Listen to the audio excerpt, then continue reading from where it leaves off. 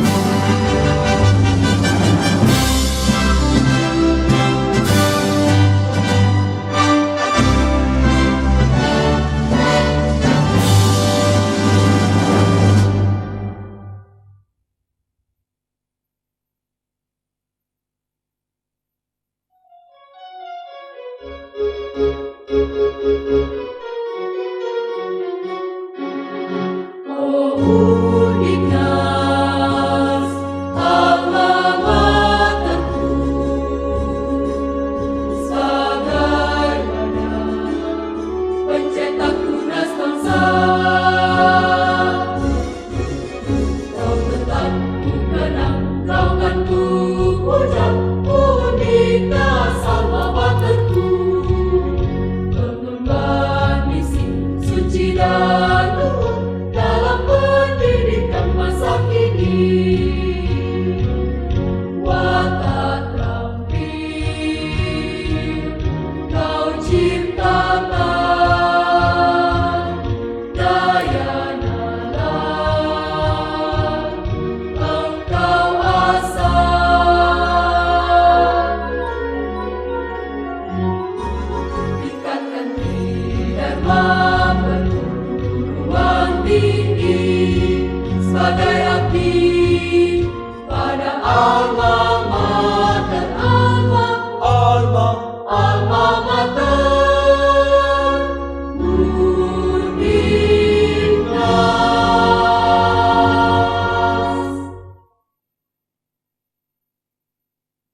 All participants, please remain stand up.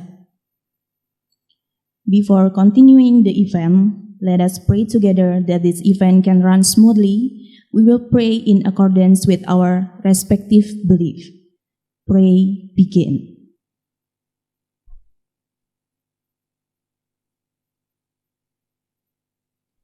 Prayer are finished. All attendees can sit back again.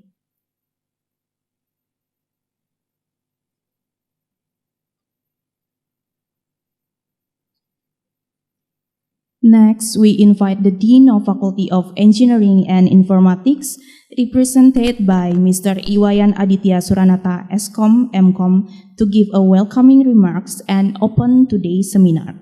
To Mr. Aditya, time is yours.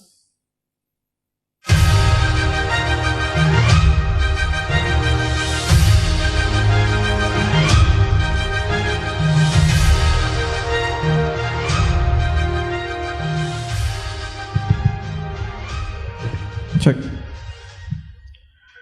Om Swastiastu.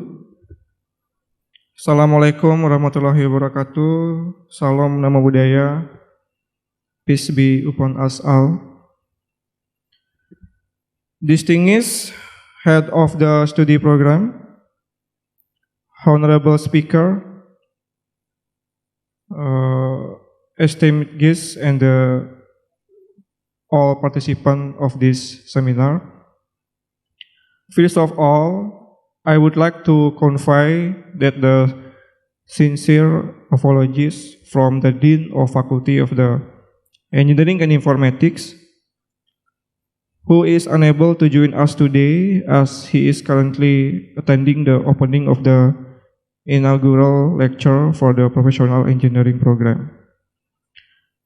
He regrets not being able to be here with us, but sends his warm regard and best wishes for the success of the today event. On behalf of the Dean, I would like to express our gratitude to the speakers, moderators, and the entire organizing committee who have worked hard to organize this international seminar with such relevant themes. A quarter-life crisis management, an approach through science and spirituality. We hope this event will serve as a valuable platform for sharing knowledge, experiences, and inspiration. I believe that the topic discussed today are of great importance in helping us navigate the challenge of modern life, especially in an increasingly complex era. With heartfelt thanks, I hereby officially open the international seminar.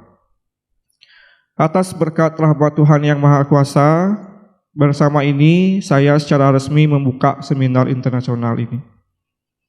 Thank you very much. Om Santi Santi Om. Wassalamualaikum warahmatullahi wabarakatuh. Peace be upon us all. Thank you.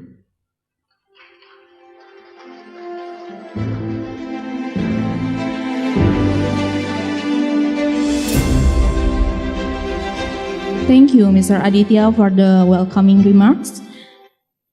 Sebelumnya, mohon maaf untuk para peserta seminar yang membawa mobil dan parkir di depan ruko.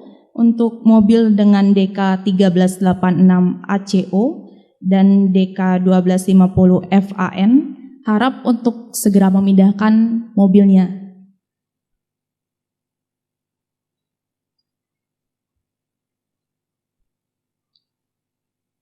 Okay, we continue our event. As we reach to the main part of our seminar, I'm pleased to introduce today's moderator, Miss Yadurani Dewi Amrita, SSI MSc. She holds a Master's Science degree in Mathematics from Gajah Mada University, specializing in Statistics, and a Bachelor degree in Mathematics from Universitas Negeri Yogyakarta. Her expertise lies in statistical analysis, data modeling, and the application of Markov methods. Ms. Ita is also a lecturer in the Information Technology Study Program, teach discrete mathematics, calculus and linear algebra, research methodology, digital data and system, and so on. We are really fortunate to have Ms. Ita guide us through today's discussion. Without further ado, please join me in welcoming Ms. Ita to lead the next session. For Ms. Ita, please come to the podium.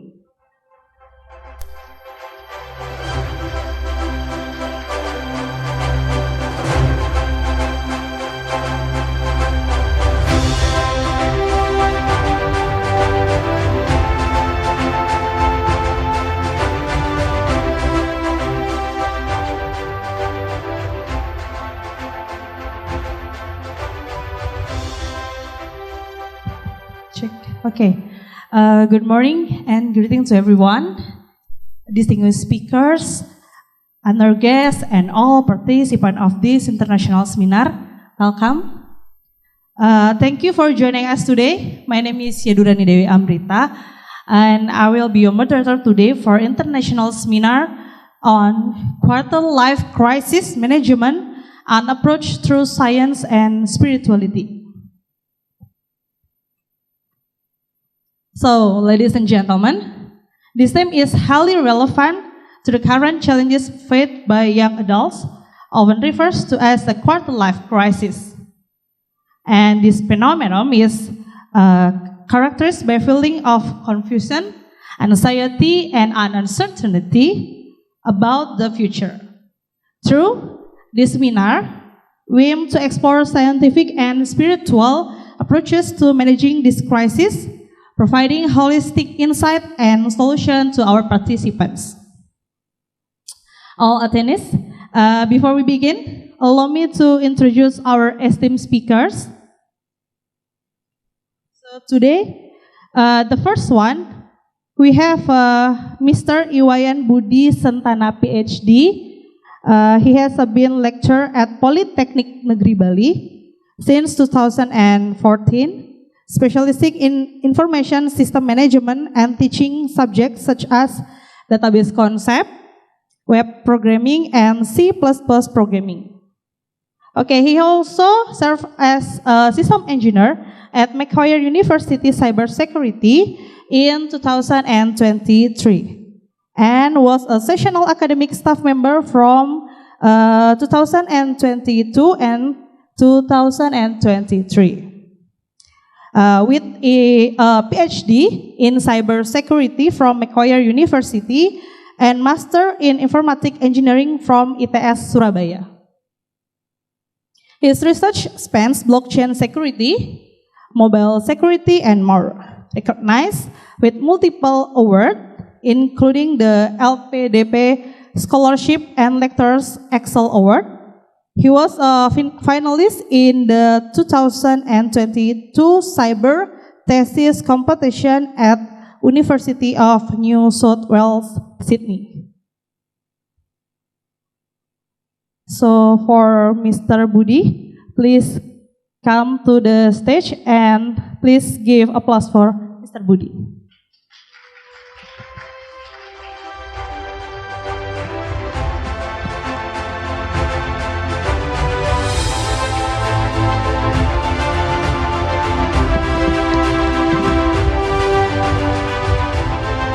Okay, and the second one, we have Mr. Robindro Aribam.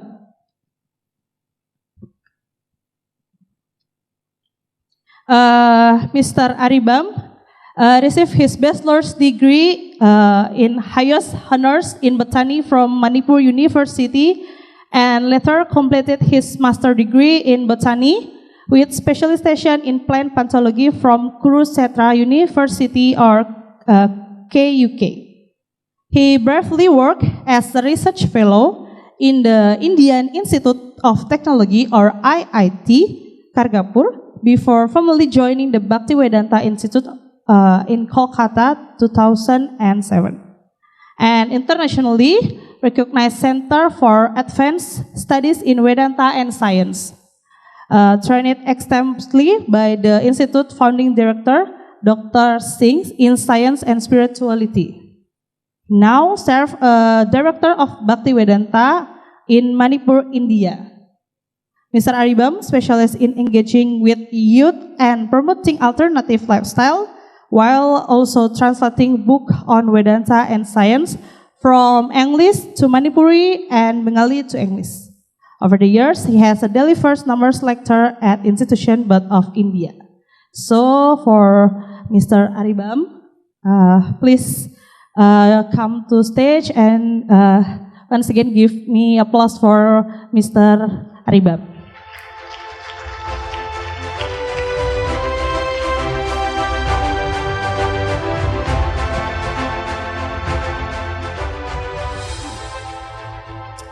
Okay, everyone. The first session will be presented by Mr. Budi with approximately 45 minutes for their presentation of material. And the next, Mr. Aribam will deliver his presentation with approximately 45 minutes for their presentation material. And after that, we will have a Q&A session and discussion involving all the speakers to delve deeper into topic. Okay, ladies and gentlemen, before we start, I would like to go over a few rules for this seminar. Okay, the first, please turn off or set your mobile phone to silent mode to maintain a conducive environment. And the second, each presentation will be followed by a Q&A session.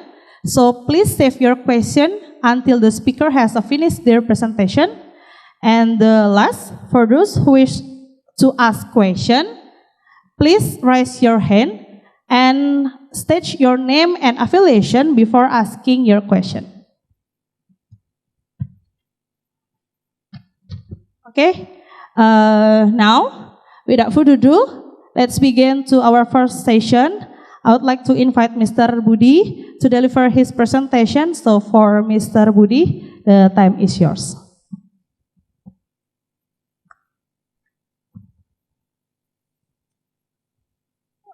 Yes, good morning, everyone. With your permission, I would like to present this in front of the stage. Yeah, good morning to all students in Undiknas University. If I'm not pronounce the name. So, with the permission of the session chair, I would like to this session in Bahasa Indonesia. So, Robin, if you don't mind, I will deliver this session in Bahasa Indonesia. Yeah. Yes. Yeah, okay. So, I will also need to ask your permission from the audience. Give me thumb ups if you agree if I deliver this session in Bahasa Indonesia. How many? Thumb ups if you agree if I'm deliver this in Bahasa Indonesia, and thumbs down if you agree to deliver this in Bahasa Inggris. You want to thumb up or thumbs down? Thumbs up. How many thumbs up? I want to see that. Wow. Almost all. Okay, Robin. Ya, terima kasih. Lebih apa namanya? Engage gitu ya. Kalau kita mengerti apa yang dibicarakan lebih detail dan lebih personal, karena bahasa yang memang sehari-hari kita gunakan adalah bahasa Indonesia. I'm so sorry for the committee because I have to deliver this in bahasa Indonesia because the title there is international seminar. So once again, my apologize to deliver this in bahasa Indonesia. So saya ketika mendapatkan undangan untuk menjadi pembicara pada event ini, topiknya berat ya bagi saya, quarter life crisis management. Ketika saya mendapatkan topik ini pertama kali, saya nggak terlalu ngeh gitu ya, apa sih quarter life crisis gitu sebenarnya. Kemudian ketika saya gali, I'm trying to dig a little bit deeper, and I found that saya sudah mengalami ini loh ternyata gitu. Tapi waktu itu tidak saya sadari. Dan mungkin juga teman-teman yang ada di sini, kayaknya saya juga mengalami hal yang sama nantinya. Tapi kita tidak menyadari hal itu terjadi. Dan ini menjadi sebuah concern sekarang. Nah, oleh karena itu, karena background saya IT, dan permintaannya memang, how about combining the sisi spiritual dan sisi scientific. Yang saya angkat adalah AI, karena ini yang lagi luar biasa berkembang sekarang ya. Hampir semua aspek kehidupan kita di-driven atau diarahkan oleh AI ini. Dan di sana saya sebut sebagai intersection of technology and personal transition. Kenapa personal transition? Karena quarter life crisis ini sebenarnya adalah masa transisi, di mana ketika Anda melewati fase ini, Anda akan menjadi orang baru. Ya, menjadi orang yang bisa lebih baik atau orang yang bisa mulai menerima keadaan. Next. Should I control by myself? Oke, terima kasih. Jadi, apa itu quarter life crisis? Gitu? Berapa orang yang pernah mendengar ini sebelumnya? Angkat tangan. Quarter life crisis. Belum pernah? Satu orang. Yang lainnya belum pernah dengar ya? Quarter life crisis, 2 orang. Oke, saya baru lihat 2 orang. Karena dari atas saya ngelihatnya jelas. Jadi, di sini specifically said it for young people. Berarti termasuk saya ya. Saya kan beda dikit dengan Anda ya. Jadi, Jadi ketika mereka bergerak dari masa kanak-kanak dari masa remaja ke masa dewasa, itu adalah fase-fase di mana quarter life crisis ini terjadi. Jadi istilah ini cukup baru sebenarnya. Saya pernah mendengar midlife crisis. Jadi usia di atas 40 tahun yang mulai mengalami krisis identitas, mulai merasa lelah, tidak ingin melakukan apapun. Tapi ternyata sekarang stage itu sudah mulai menurun ke usia yang lebih muda, di mana di usia-usia 20-an tahun banyak orang yang mengalami masa ketika dia tidak ingin melakukan apapun. Dia merasa lelah, dia merasa lock in atau lock out dari sebuah kondisi ya, gitu ya. Jadi itu quarter life crisis dari yang saya coba pahami, gitu ya. Apa yang muncul di sana? Mereka merasa ragu, gitu ya, dengan kemampuan dirinya sendiri, meragukan diri sendiri. Gitu. Saya nggak tahu Anda pernah mengalaminya atau tidak. Tapi saya pernah mengalami fase-fase itu. Dan pada saat saya mengalaminya, saya tidak tahu kalau diri saya berada dalam fase kritis. Nah, kenapa sekarang banyak muncul seperti ini? Gitu ya. Jadi, orang semakin aware dengan kesehatan mental, orang semakin aware dengan bagaimana menciptakan zona nyaman untuk dirinya sendiri. Ya. Nah, istilah ini pertama kali diperkenalkan oleh Alexander Robbins dan Wilner yang memang ditujukan untuk usia di antara 20 sampai 29 tahun. Yang membuat transisi dari kehidupan yang nyaman ke sebuah fase di mana mereka harus menentukan hidupnya sendiri. Contohnya kayak gini. Kita dari TK, SD, SMP, SMA itu sudah disiapkan tangganya seperti itu ya. SD Anda belajar apa, SMP Anda belajar apa, SMA Anda belajar apa. Tapi ketika Anda mulai memasuki masa SMA, mulai muncul pilihan. Pilihannya apa? Misalnya dalam hal pendidikan, Anda mulai memilih jurusan IPA atau IPS. Saya nggak tahu ketika Anda memilih jurusan IPA atau IPS, Anda muncul menghadapi kebingungan atau tidak. Mungkin sebagian iya, sebagian tidak. Kenapa? Saya pengen jadi engineer, saya pengen jadi, itu tujuannya sudah jelas. Nah, yang lebih rumit sekarang lagi adalah kondisi yang sekarang. Anak saya kelas 2 SMA, dan dia menghadapi kebingungan yang luar biasa ketika memutuskan, kan tidak ada IPA atau IPS lagi ya. Mungkin teman-teman di sini juga sudah aware itu. Tidak ada IPA dan IPS lagi di SMA. Mereka harus memilih mata pelajarannya. Mata pelajaran apa yang harus dia pilih, itu konsultasinya lama sekali dengan kami selaku orang tuanya. Nah, mereka mulai melewati sebuah fase, mulai meragukan, kalau saya ngambil fisika, kira-kira nanti berguna nggak ya? Kalau saya ngambil matematika, kira-kira nanti berguna nggak ya? Kalau saya ngambil bahasa Jepang, nanti kira-kira saya bisa masuk jurusan apa di perguruan tinggi? Pikirannya panjang dan mulai menghadapi kebingungan. Di perguruan tinggi lebih parah lagi. Ini kasus yang beberapa kali saya hadapi juga ketika ketemu dengan mahasiswa yang menghilang gitu ya. Kalau di Undiknas mungkin nggak terlalu masalah kalau mahasiswa menghilang. Tapi kalau di Politeknik mahasiswa hilang 1 semester itu dia di DO langsung. Jadi tidak ada mengulang, tidak ada perbaikan. Dia tidak lulus 1 mata kuliah saja di 1 semester, dia tidak lulus dan harus di DO. Nah, yang kayak gitu jangan sampai terjadi, itu masalahnya di kita selaku manajemen. Jangan sampai ada yang DO. Jadi kita berusaha mendekati apa sih yang terjadi gitu. Ya, beberapa kali saya menemukan ada kasus sebenarnya dia tidak ingin kuliah di sana. Ya, tapi orang tuanya yang maksa. Ya. Jadi Anda bisa bayangkan gimana rasanya datang ke kampus setiap hari. Di Poltek setiap hari ya masuk ya. Datang ke kampus setiap hari melakukan sesuatu yang tidak Anda senangi. Ya, muncul rasa lelah, muncul hal tidak ingin mengerjakan tugas apapun, tidak ada semangat hidup lah. Nah itu terjadi. Ya, jadi yang sebelumnya semuanya diatur oleh orang tua Anda mungkin, dan pada saat fase-fase kuliah ini Anda sudah harus mulai menetapkan arah Anda sendiri. Nah itu salah satu dampaknya yang mungkin muncul. Jadi salah satunya adalah kebingungan tadi, dia tidak ingin melakukan apapun.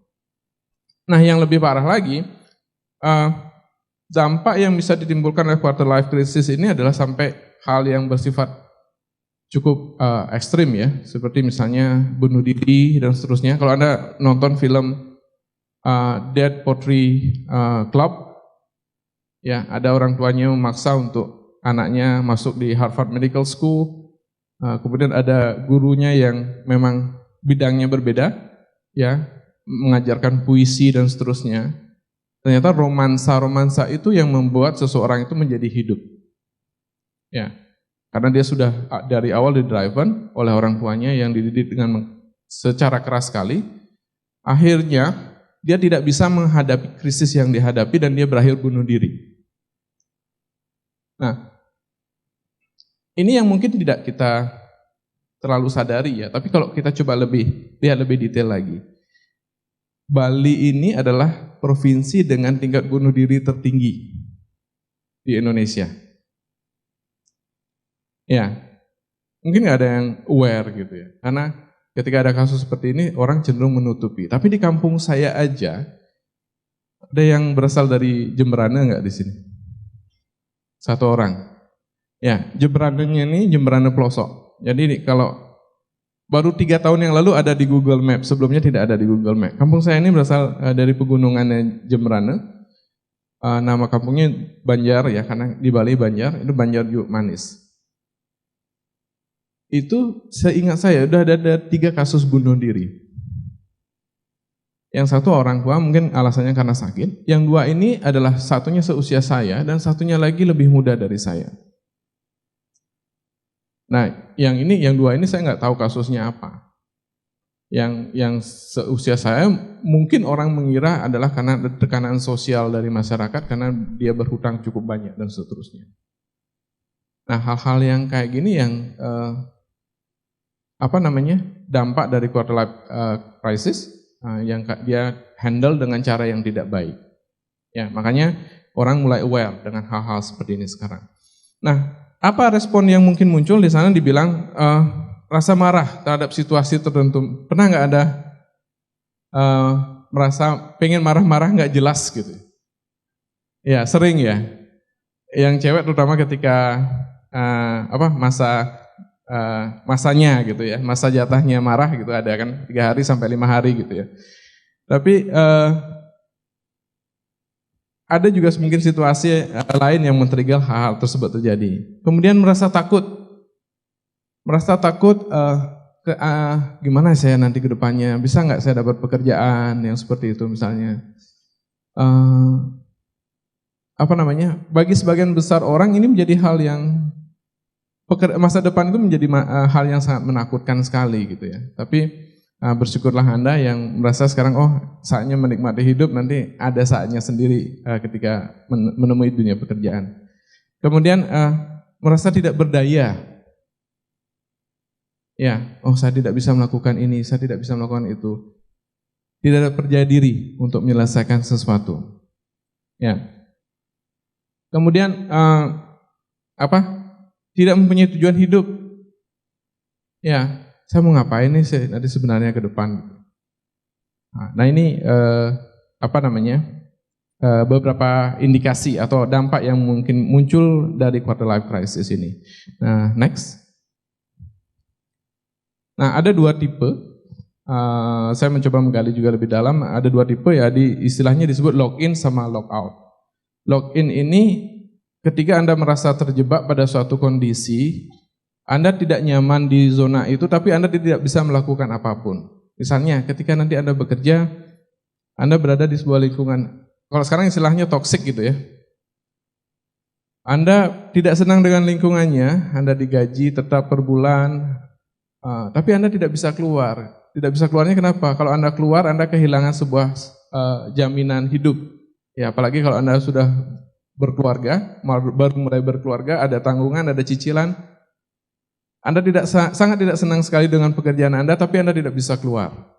Itu dibilang login. Ya. Kemudian kalau logout, misalnya logout ini posisi Anda tidak berasa nyaman, ya. Ketika Anda tidak bisa mencapai tujuan tertentu. Anda mencoba berkali-kali, tapi tidak pernah bisa meraihnya. Ya. Misalnya ada yang ingin memiliki sesuatu, tapi dia tidak bisa sampai berujung pada ini. Karena saya pernah baca ada yang ingin punya HP, anak kecil ya, ingin punya HP, karena orang tua tidak mampu membelikan, dia sampai mencoba bunuh diri. Ya, serem-serem ya sekarang ya. Entah pengaruhnya dari mana kira-kira sampai orang nekat melakukan hal-hal kayak gitu. Makanya awareness kita perlu ditingkatkan. Nah ini misalnya keinginan untuk memiliki rumah ketika ingin mendapatkan promosi atau jabatan. Nah kalau yang di Indonesia mungkin pertanyaan kapan menikah gitu ya. Bagi orang-orang yang sudah berumur, kapan menikah, kapan punya anak itu cukup menyiksa ya sebenarnya. Ya. Mungkin di fase Anda belum. Next. Nah, ini ada studinya nih. Ini dari LinkedIn. Berapa orang di sini yang punya LinkedIn account? Nggak ada. 2 orang, 3 orang. Undiknas saya lihat followernya cukup banyak, sekitar 4,6K untuk LinkedIn-nya. Nanti ini sebuah media sosial yang selain Instagram,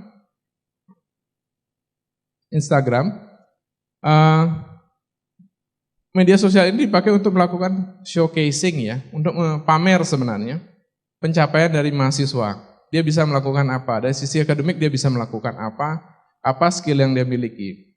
Nah, kenapa harus pamer di sana? Karena recruiter atau yang punya perusahaan itu kadang juga merekrut pegawainya menggunakan platform ini. Ya, jadi nanti yang belum punya silakan coba dicek atau silakan coba dibuat akunnya. Ini cukup terkenal di luar, mungkin di Indonesia belum ya. Tapi banyak yang mencari pekerjaan menggunakan platform ini, LinkedIn. Nah, ini hasil penelitian dari LinkedIn. Apa sih yang dikhawatirkan orang tentang yang terkait dengan quarter life crisis ini ya? Yang pertama tidak pasti tentang mau jadi apa dia ke depannya.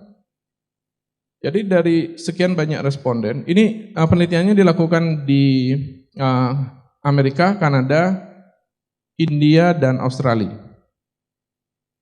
Ya, yang paling besar angkanya itu adalah ketidakpastian karir.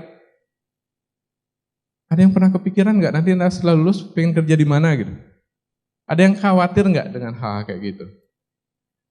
Ada yang enggak, santai aja, bapak saya udah punya perusahaan, jadi nanti saya tinggal ke sana. Itu luar biasa, tapi tidak semua orang ternyata punya privilege kayak gitu.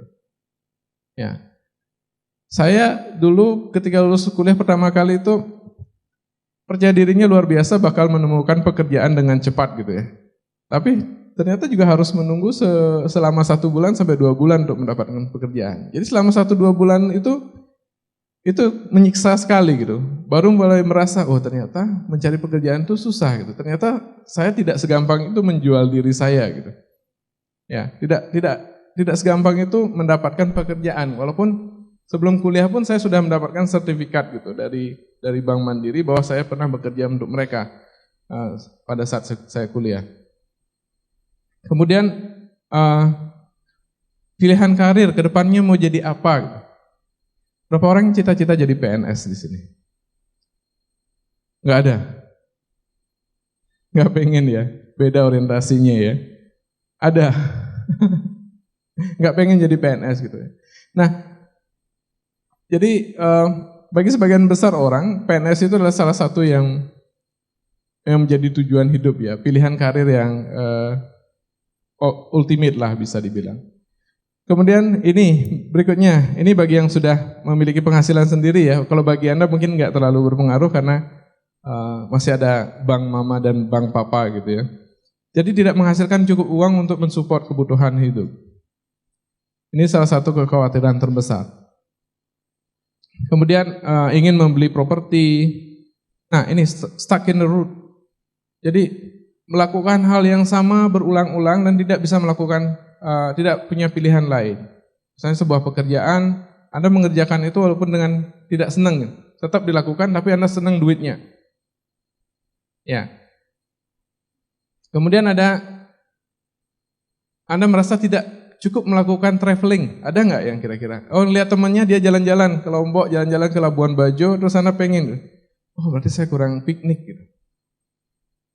Ya, mungkin kita nggak di kita nggak terlalu ini ya, nggak terlalu memperhatikan. Ternyata ada loh krisis kayak gitu, yang dia merasa insecure karena dia tidak cukup jalan-jalan.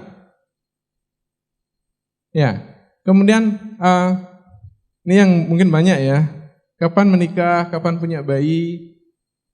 Ya, mungkin di usia Anda belum ya.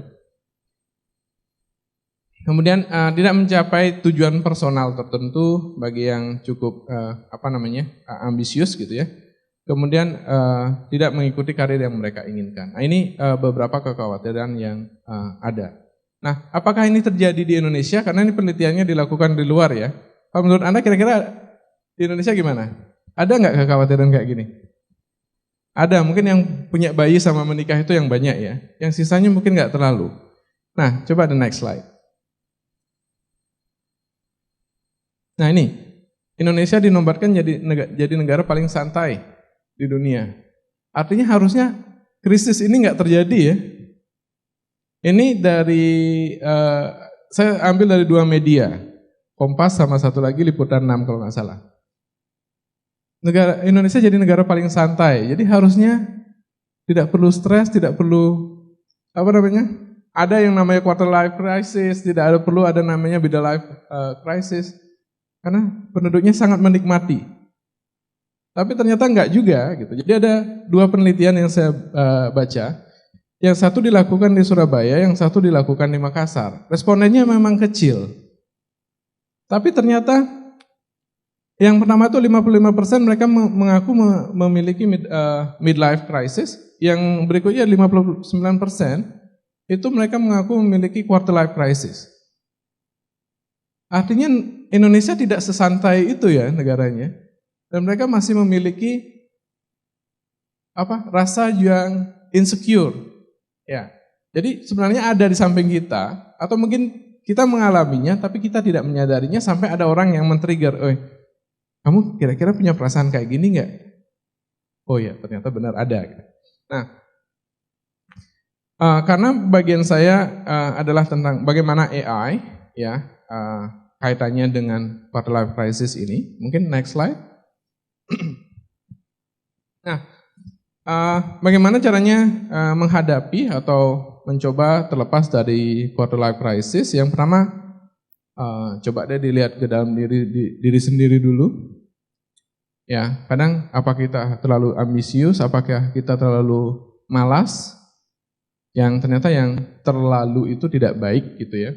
Jadi memang ambisi perlu untuk mencapai sesuatu ya. Kalau Anda tidak punya keinginan sama sekali juga nggak bagus gitu ya. Kemudian set ekspektasi Anda. Saya ingin masuk kedokteran, tapi ternyata ada sisi finansial tidak mengcover, dari sisi kemampuan akademis juga tidak mengcover. Apakah ada orang yang frustasi karena tidak bisa masuk perguruan tinggi idamannya dia? Ada, banyak. Ya, jadi kalau mungkin UGM itu sekarang dia punya pusat konsultasi konseling ya bagi mahasiswa yang stres. Ya, itu ada. Saya dulu pas PhD juga ada. Saya sampai masuk ini juga, masuk unit konselingnya juga. Saya sampai menjadwalkan untuk konseling juga. Karena saya men-set ekspektasinya tuh ketika saya datang proposal saya akan menyelesaikan permasalahan dunia gitu ya, dibilang sama rektornya ini. Tapi ketika Anda masuk tahun kedua, tahun ketiga, coba dikurangin skupnya, Anda hanya khusus menyelesaikan permasalahan tertentu. Tapi di akhir tahun keempat saya menyadari yang saya perlukan, saya hanya perlu menyelamatkan diri saya sendiri gitu untuk lulus ya. Ya, jadi boleh berubah gitu. Seperti yang nomor 3. Biarkan dulu undecided. Berikan waktu buat diri Anda berpikir, kemudian Anda mulai mencoba berubah. Ya, jadi ada dua opsi. Anda men-challenge diri Anda untuk bekerja lebih baik, atau Anda men-set ekspektasi Anda lebih rendah dan berdamai dengan kondisi yang ada. Ya, ini bagaimana kita coping terhadap quarter life crisis ini. Nah, yang terakhir ini yang mungkin masih banyak di kita. Avoid comparing yourself to others. Ya, si Anu sudah jadi pejabat loh. Si Anu sudah dapat pekerjaan di BUMN dan seterusnya. Kok saya masih di sini-sini aja gitu. Ya, adanya sosial media itu juga sangat membantu mempercepat penyebaran informasi seperti ini. Yang berdampak mungkin ke kita ya. Dampaknya apa? Si Anu sudah bisa melakukan ini, kita kapan gitu. Kalau nggak ada sosial media mungkin kita tidak tahu informasi itu secepat sekarang. Dan yang Anda lakukan setelah itu apa? Anda menghabiskan lebih banyak waktu di depan gadget Anda untuk melihat si A itu sekarang ngapain, si B itu sekarang ngapain. Yang membuat Anda tambah insecure sebenarnya. Ya. Nah, ini hal-hal yang perlu dilakukan. Nah, next slide. Untuk slide-slide selanjutnya saya akan taruh poin-poinnya saja di sana. Karena kita pengen melihat kira-kira kalau saya misalkan munculkan di sana, kira-kira AI, apa sih pengaruhnya bagi kita? Apa sih yang didriven oleh AI kepada kita? Mungkin saya pengen tahu dulu, berapa orang yang punya account ChatGPT di sini? ChatGPT. 1, 2. Ini biasanya dosennya yang ini ya, yang menggunakannya untuk membuat artikel ilmiah ya. Ya, ChatGPT hanya beberapa orang aja. Yang semester akhir biasanya. Ya, semester akhir biasanya sudah mulai, harus berpikir mengarang gitu ya. Gunakan ChatGPT untuk menyelesaikan permasalahan Anda. Ya, banyak ternyata, tapi masih malu-malu ini angkat tangan. Ya, boleh nggak di sini pakai ChatGPT? Boleh. Kalau saya minta mahasiswa saya untuk menggunakan ChatGPT untuk mengerjakan permasalahannya. Kenapa? Saya tidak ingin ada ketakutan dari mahasiswa untuk menggunakan peralatan yang sebenarnya bisa membantu mereka mempercepat pekerjaannya gitu. Yang saya sesuaikan adalah tugas-tugas ke mereka. Jadi saya tidak pernah memberikan tugas dalam bentuk paper sekarang, karena dalam 2 menit mereka sudah bisa menyelesaikannya. Nah, yang saya lakukan apa?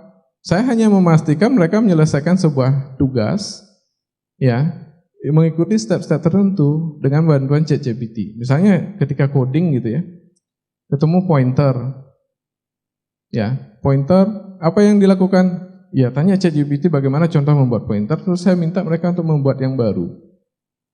Yang mereka perlukan sebenarnya pengalaman sekarang, karena mereka tidak perlu lagi mengingat sintaks yang begitu banyak. Ya, kenapa? Karena sintaks-sintaks itu dengan ChatGPT udah langsung selesai. Tapi yang saya perlukan mereka pernah memiliki pengalaman bagaimana menyelesaikan permasalahan, itu aja. Nah, kemudian apa perannya? Nah, ini hampir semua ya. ChatGPT yang paling dekat dengan kita di dunia akademis, di industri lain, di dunia kesehatan gitu misalnya. Ya, image processing gitu misalnya. Kalau dulu image processing hanya terbatas pada bidang-bidang tertentu, tapi sekarang di dunia kesehatan, MRI, pengenalan kanker, itu semuanya sudah melibatkan AI untuk mendeteksi sebelum dokternya yang asli menilai apakah hasil dari AI ini benar atau tidak. Itu sudah menghemat waktu banyak. Ya, saya pernah ada penelitian untuk mendeteksi lung nodul namanya. Jadi nodul di dalam paru-paru, apakah itu masuk kategori nodul atau bukan? Nodul ini calon-calon kanker ya di paru-paru. Nah, teknologi image processing ini yang membantu dokter. Saya kerjasamanya sama dokter radiologis di UNER ya, di rumah sakit UNER. Dan ini mempercepat pekerjaannya mereka. Percepatnya gimana? Dia nggak perlu lihat layer by layer lagi. Dia cuma perlu memastikan ketika AI menandai ada nodul nih di sini, dia hanya ngecek di bagian itu lagi. Dia tidak perlu mengecek per layer gambar-gambar. Jadi kalau Anda lihat MRI itu kan kayak ini torak ya. Ini dia foto per slice. Ini bisa sampai ratusan jumlahnya. Nah, dia harus ngecek satu-satu tuh dulu.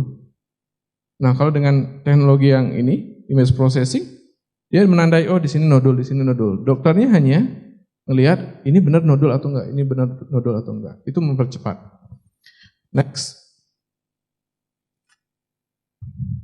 Berapa menit lagi? Takutnya kelewat. Minute. 5 menit lagi. 15. Oke. Nah, kemudian ini yang sekarang lagi luar biasa berkembang juga. Jadi bagaimana menemukan pekerjaan yang tepat dengan menggunakan AI. Nah, salah satunya adalah dengan yang LinkedIn tadi. LinkedIn sudah mengadopsi teknologi untuk memadu padankan atau mematchingkan keahlian Anda dengan pekerjaan yang ditawarkan oleh pemberi kerja. Jadi kalau Anda punya account LinkedIn gitu misalnya, Anda munculkan keahlian Anda apa di sana, nanti LinkedIn itu hanya menawarkan pekerjaan yang memberikan prioritas bagi pekerjaan yang menawarkan sesuai dengan bidang yang Anda miliki. Ya, jadi ini mempercepat. Jadi melakukan matching terhadap yang mencari kerja dengan yang akan memberi pekerjaan. Kemudian apa batasannya gitu? Batasannya memang tidak sebaik ketika kita melakukan searching manual. Ya, karena dia hanya mencari berdasarkan kedekatan. Oh, Anda bilang, oh saya punya brevet A, brevet B gitu misalnya untuk yang accounting. Nah, dia akan mencarikan pekerjaan yang requirement-nya itu mengandung brevet A, brevet B. Tapi nanti kalau ada karakter lain yang brevet A tidak mengarah ke pajak, itu juga muncul di sana. Ya, itu kelemahannya. Kemudian, resume optimization. Kok bisa ya resume orang tuh sekarang bagus-bagus sekali? Kok bisa CV orang tuh sekarang bagus-bagus sekali bentuknya? Nah, AI bisa salah satunya membantu membuat resume Anda menjadi baik. Nah, kemudian ada kayak virtual career coaches and personalized career advice. Ya, ini beberapa contohnya. Next.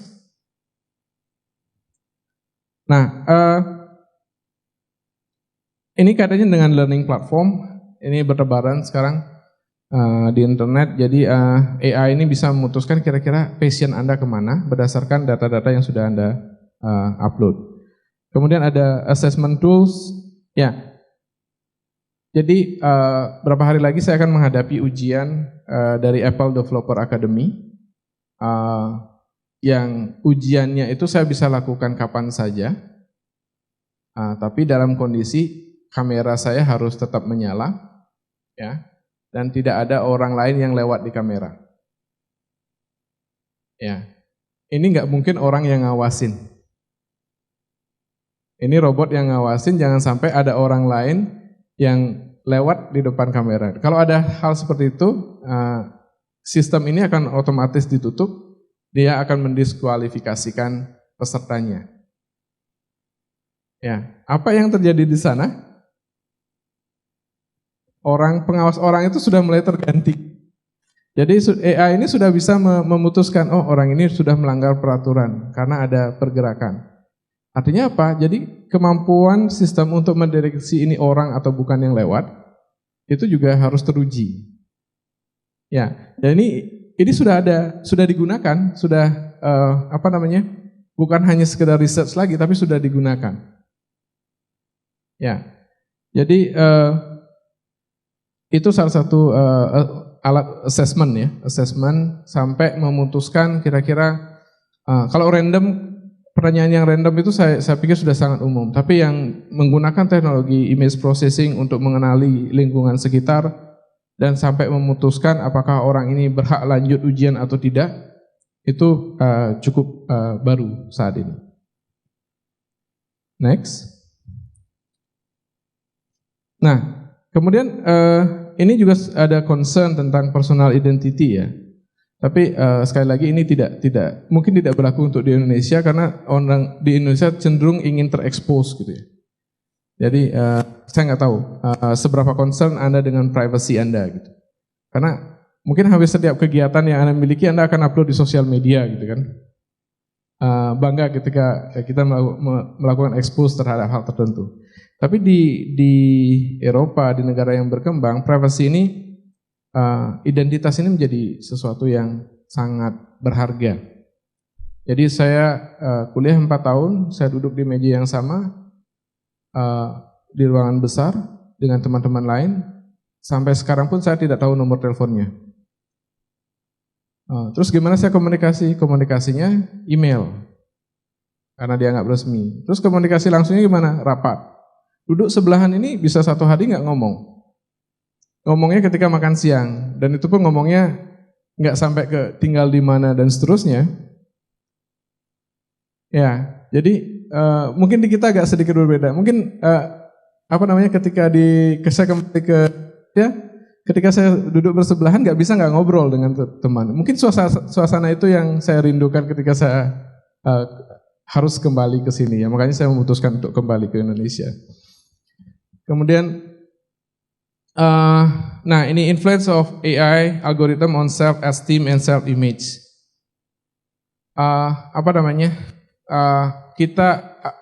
Terdapat beberapa algoritma yang membantu kita untuk seperti mencari jati diri kita gitu. Saya cocoknya dengan ini, saya cocoknya dengan ini. Ya, ini juga cukup berbahaya. Berbahayanya karena bisa jadi AI-nya mendrive Anda ke arah yang salah. Nah, bagi pernah merasakan ChatGPT-nya agak sedikit ngawur gitu ya. Ngawurnya mereka mengarang sendiri. Sehingga belum tentu isinya benar. Misalnya munculkan citation untuk kalimat ini. ChatGPT akan memberikannya ke Anda, cuman kebenarannya itu yang perlu dipertanyakan. Ya, itu sudah mengarahkan kita ke arah yang salah.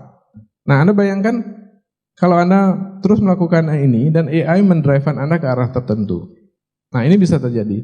Ini juga menjadi satu alasan kenapa Facebook dia mematikan chatbot AI-nya dia. Jadi dia awalnya punya 2 chatbot AI. Mereka bisa berkomunikasi satu sama lain. Dan yang terjadi adalah mereka berkomunikasi dengan bahasanya mereka sendiri yang tidak dimengerti oleh manusia. Ini mulai menakutkan bagi Facebook sehingga mereka mematikan chatbot AI-nya mereka, dua-duanya. Nah, kemudian berikutnya. Nah, ini yang kaitannya dengan sosial media tadi. Jadi ternyata AI ini juga berpengaruh terhadap pressure, tekanan sosial. Ini yang saya bilang tadi, kalau istilah sekarang kayak FOMO gitu ya, fear of missing out. Ya, mungkin yang Gen Z sudah lebih paham gitu ya. Jadi kita pengen tahu sesuatu gitu, makanya kita menghabiskan lebih banyak waktu di depan sosial media. Dan sosial media ini akan selalu mendrive kita ke arah-arah yang kita senangi. Apakah selalu ke arah yang kita senangi? Enggak juga, ternyata dia mulai menyimpangkan kita ke arah-arah yang lain. Dan kita mulai mengikuti terus. Sampai kita tidak pernah lepas dari yang kita senangi. Dan kita sendiri juga dengan sukarela menyerahkan data kita, kesenangan kita kepada Google. Ya, misalnya pernah nggak Anda ngalamin sekarang Anda mencari sesuatu, misalnya saya mencari tas, kemudian Anda buka Facebook, Anda buka Instagram, iklan yang muncul di sana semuanya tentang tas. Dari mana dia tahu? Ya, karena sebenarnya memang ada API dari Google itu yang memungkinkan AdSense atau iklan itu untuk mengambil data yang disenangi oleh penggunanya. Kalaupun Anda tidak membagikan data itu, misalnya Anda memblok cookies-nya, tapi mereka masih bisa mendetek lokasi Anda.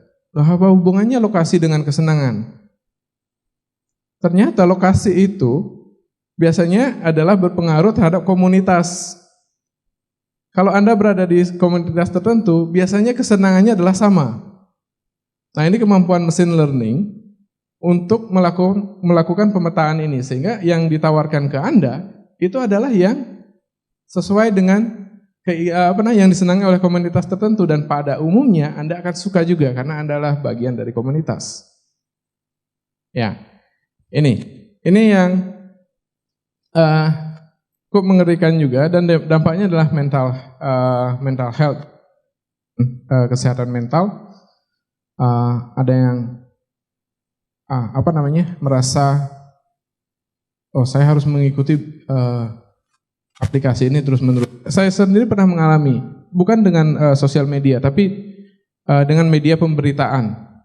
Detik.com ya, itu saya pernah kecanduan dengan detik.com sampai istri saya marah-marah gitu. Sampai malam juga masih baca detik.com. Apa menariknya? Ternyata detik.com dari jutaan artikel yang dia upload, itu nggak semuanya ditampilin ke kita.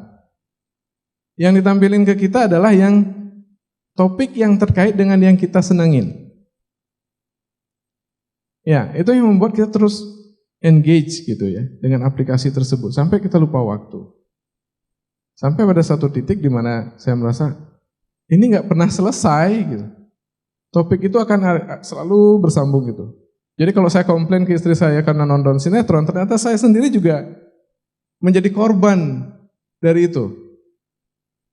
Ya, dan ini jarang kita sadari ya, sampai ada konflik muncul gitu. Ya, untungnya konflik saya berantem dengan istri saya itu pengingat juga bahwa ini ada yang salah di sini. Nah, selain membawa pengaruh buruk, ternyata ada juga beberapa aplikasi yang untuk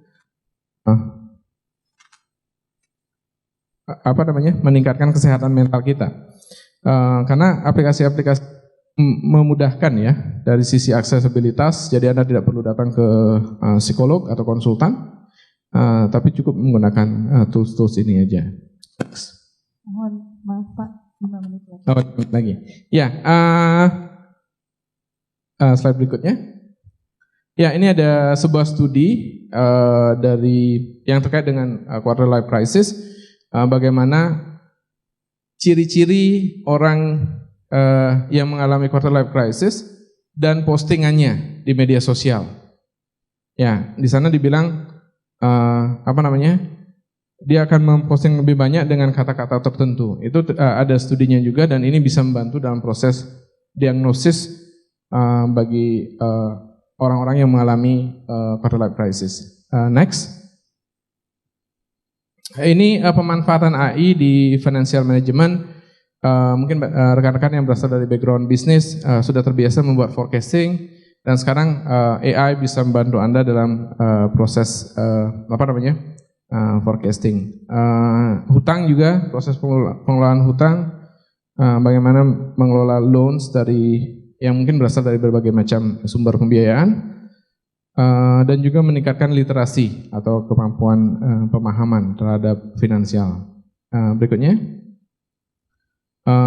ini ada AI based therapy untuk yang mengalami masalah kesehatan mental termasuk quarter life crisis. Jadi ini bagaimana AI dapat membantu dalam proses penanganan QLC yang tadi.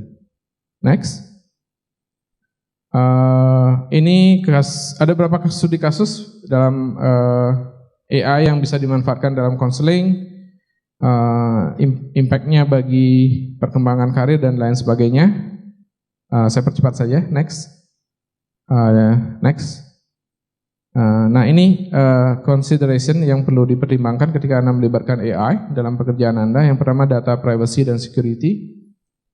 Otomatis ketika Anda membagikan lebih banyak informasi, sebenarnya privasi Anda semakin hilang gitu ya. Ya, semakin banyak yang Anda expose ke dunia luar. Kalau Anda pernah lihat video bagaimana orang yang selalu memposting di sosial media, mereka mengalami data breach. Data breach itu pembobolan data. Jadi Anda misalnya foto selfie dengan KTP, itu dipakai aplikasi apa dulu ya, BPJS kalau nggak salah ya. Itu sudah bocor.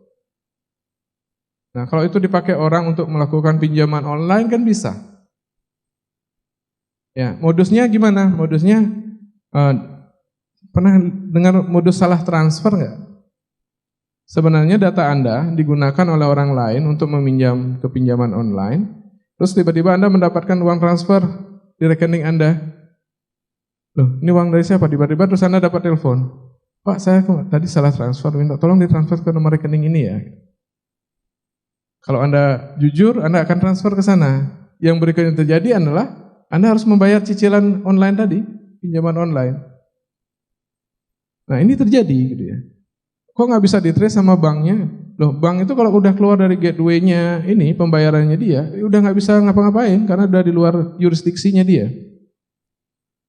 Ya, itu kasusnya. Yang bisa dilakukan ya kalau memang, tapi malingnya juga nggak sebodoh itu dia mentransfer di bank yang sama. Dia akan transfernya ke virtual account. Ya, mau dicek di mana, sudah hilang. Dan Anda membayar cicilan. Ya, itu kemudian AI ini juga bisa bias gitu ya. Dia tidak selalu memberikan hasil yang tepat. Nah, seperti misalnya penilaian kredit. Kalau Anda mungkin tahu di finance ada 5 C's ya, ada capability, ada capacity dan lain sebagainya. AI itu hanya bergerak berdasarkan itu. Ya, apakah ada kondisi yang kita bilangnya outlier? Ada. Ada ya orang yang tidak memiliki misalnya saldo yang besar, tapi dia memiliki lahan yang banyak. Ya, mungkin itu tidak terdeteksi, masih ada warisan. Dan ketika dia meminjam kredit, dia dinilai sebagai kredit skornya rendah. Nah, itu salah satu bias yang ada di AI. Tidak semuanya bisa baik juga. Next. Nah, ada batasannya juga. Jadi next slide. AI ini juga punya batasan. Nah, saya lewati bagian ini. Nah, dia belum Jadi jangan sampai kita yang dikendalikan oleh AI gitu, simpelnya. Jadi Anda menggunakan ChatGPT, jangan sampai Anda menggantungkan semuanya kepada ChatGPT. Ada bagian-bagian tertentu yang memang Anda harus cek kembali gitu ya. Nah, kemudian memaksimalkan semua benefit yang ada. Ya, next. Nah, ini practical tips for managing quarter life crisis yang kaitannya dengan AI adalah melakukan kombinasi AI dengan traditional method. Kalau saya masih cukup konservatif, saya tidak berani menggantungkan semuanya kepada AI. Ada beberapa metode-metode yang tradisional yang masih bisa digunakan, yang di-blend dengan AI tentunya. Kayak pendekatan marketing di hotel, ya, yang sekarang ada penentuan harga gitu misalnya. dynamic pricing. Kenapa ketika rame harganya otomatis naik? Ya, itu nggak dilakukan manual lagi sekarang, tapi pengecekannya itu tetap dilakukan oleh manusia. Ini yang luar biasa berkembang sekarang, terutama di Bali, dynamic pricing.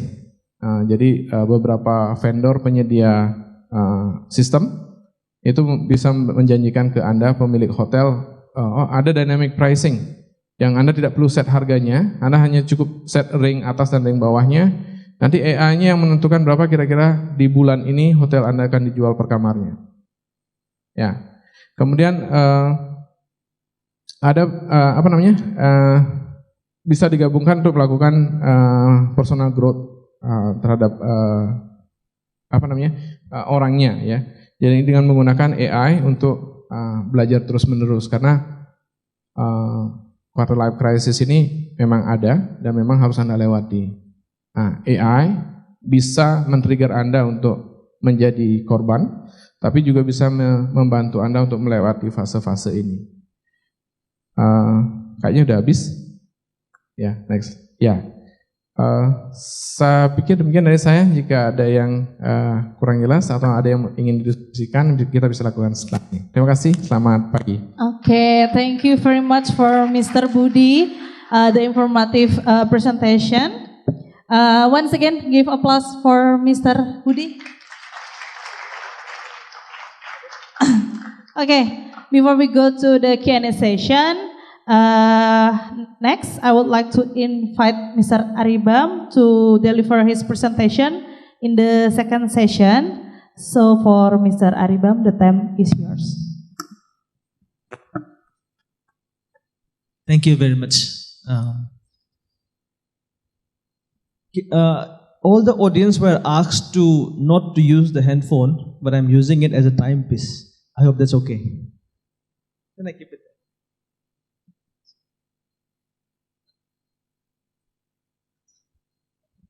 Effective. So I have 40 minutes. Is it? Okay. So that is 30 and 45 minutes. 45 minutes. Yeah. Thank you so much. Om Swastiastu. Assalamualaikum warahmatullahi wabarakatuh. I'm learning this, so forgive me if I make some mistake. Namo Buddhaya, Salam Sejahtera. And thank you very much for this wonderful opportunity at Undiknas. And I express my gratitude to Pak Budi for explaining so many things which will make it easier for me to present today. So coming to the topic of today's talk, it is about quarter life. Okay, so I hope my language is easy to understand. If any one of you find it difficult to understand, please let me know. All right. So everybody is what do you say? Fresh, semangat. Okay. Well, in Indonesia we say semangat, yeah. Bukan semangat. Okay, I'm learning. Okay. So before we start, just relax yourself. You know, extend your legs and hands. Okay. Maybe move your neck a little bit. All right. Breathe in, breathe out. Okay. So are we ready? Okay. Yes or no? Yeah, again, yeah. Anyway, so this is about quarter life crisis. So we're about to go into some crisis. So are you prepared to go with me into crisis? We'll go inside and come out of it. We'll try to come out. Okay?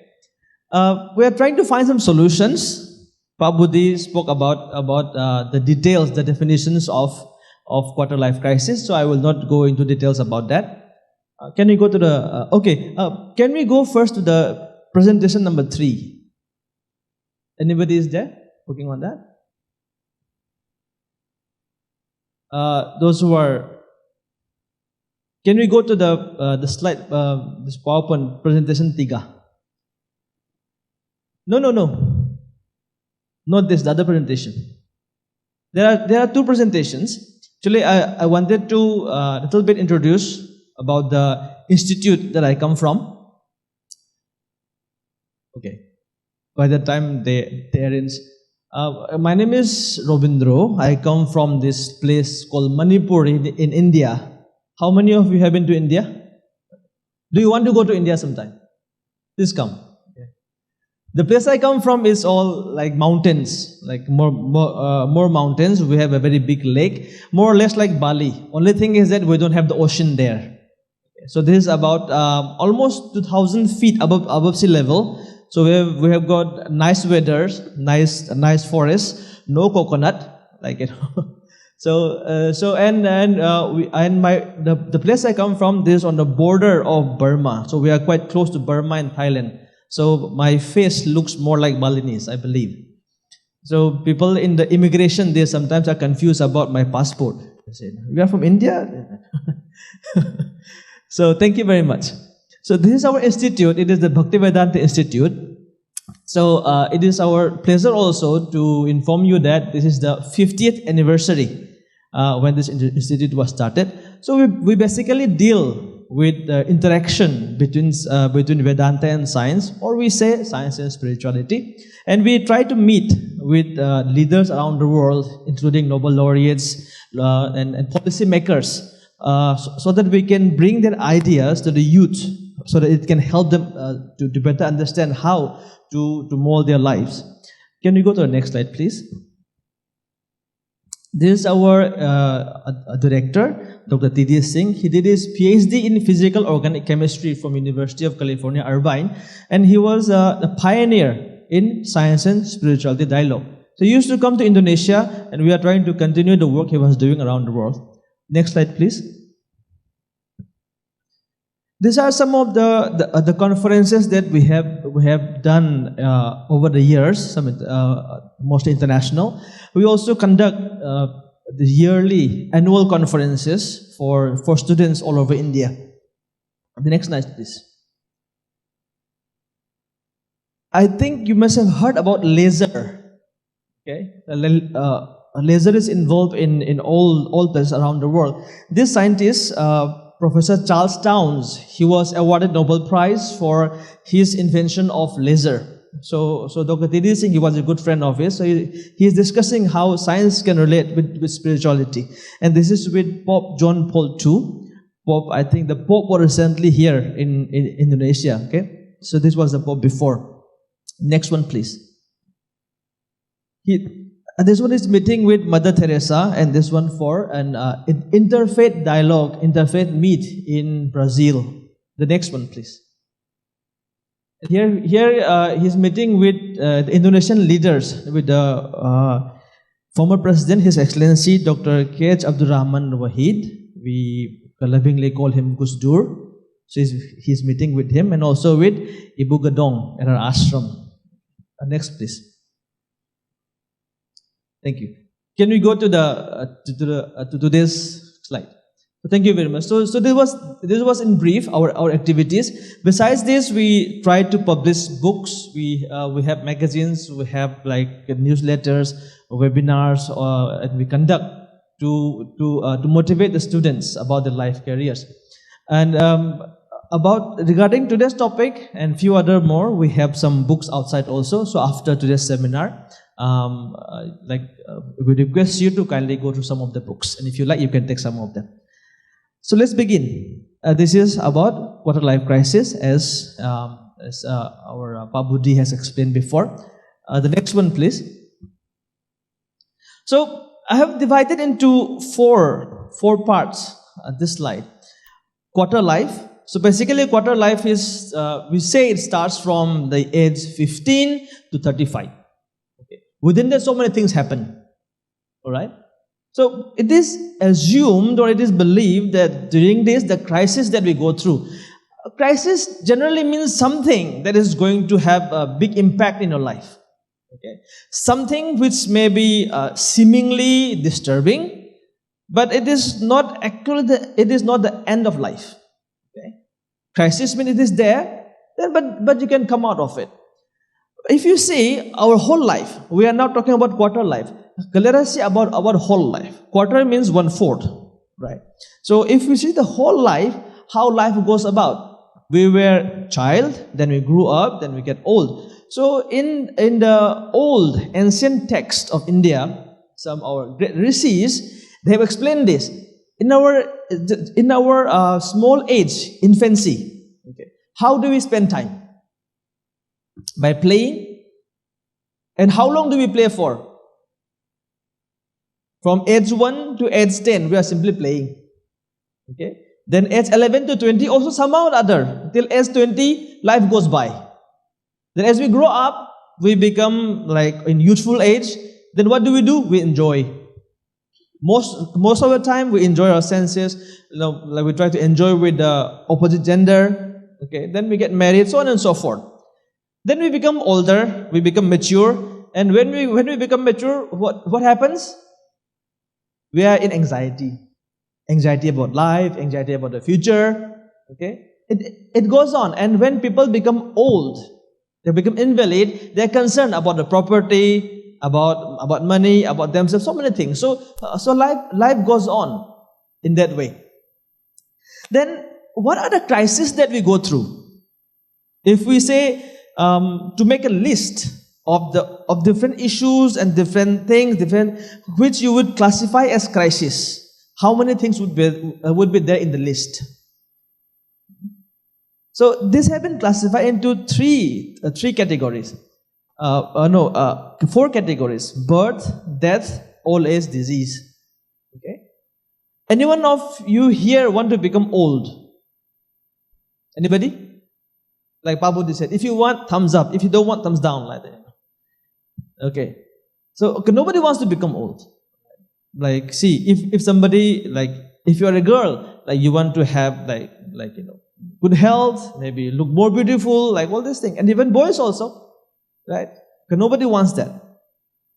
You have like cosmetics, some cream with this enzyme, this vitamin, this and that. We know that to get vitamin in the body, you have to consume the vitamin. The vitamin should go inside. Okay? But let me tell you a secret. They have shampoo for the hair with vitamin E and so on and so forth. Okay? Can the hair absorb vitamin? Think about it. Okay? Even the skin also. They have so many, this serum, that serum. Maybe the skin may become soft, a little bit more supple. But they say age-defying cream. Can you become younger?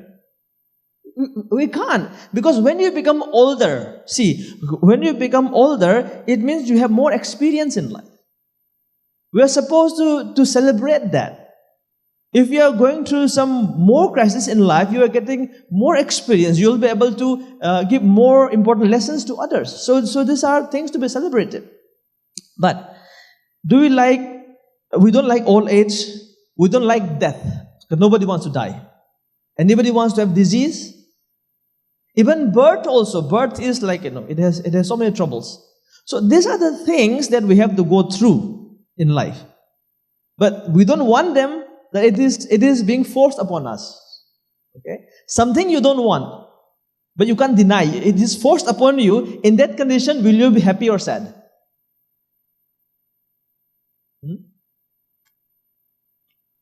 Are you able to follow? If you don't want something, but it is forced upon you, you have to take it. Will you be happy or sad? So these things are happening in our life. But we assume that, okay, I can be happy in this way, that way. So are we in crisis? Yes, we are. Okay? But it doesn't mean that, we go into a hole, we become depressed or become full of anxiety. So again, what brings about this crisis, or what are the things that give us stress? I'm bringing stress inside here. Is anybody here, any one of you feel stressed sometime? Please raise your hand if you are stressed. And some of you are smiling. So, what gives you stress? Exam? Studies? Yeah. Teachers? Yeah. So these are there. Okay, but eventually, if you try to classify this, we get three things which give us stress. Okay, the mind, natural calamities, and other people, or other living entities. When we lose somebody, like somebody whom we are very affectionate to in the family, sometimes they die, then we feel disturbed. Okay, so mind is giving us some kind of crisis. Okay, the natural calamities. There are storms, there are tsunami, there are what do you call Gampa Bumi? Right? Is it correct? Gampa Bumi? Correct. So these are things we can avoid. We have to simply tolerate it, okay, and wait for things to calm down. Then other living entities. Suppose these mosquitoes, they bite you. So does it disturb you? Yes, of course. If somebody comes here and with a gun or something, puts a bomb here, will you be disturbed? Yes, we will definitely. So other living entities, other beings also give us disturbance. So this crisis, this kind of disturbances, stresses are going on in our life, even though we are not fully aware of them. Can you go to the next slide, please? Next slide.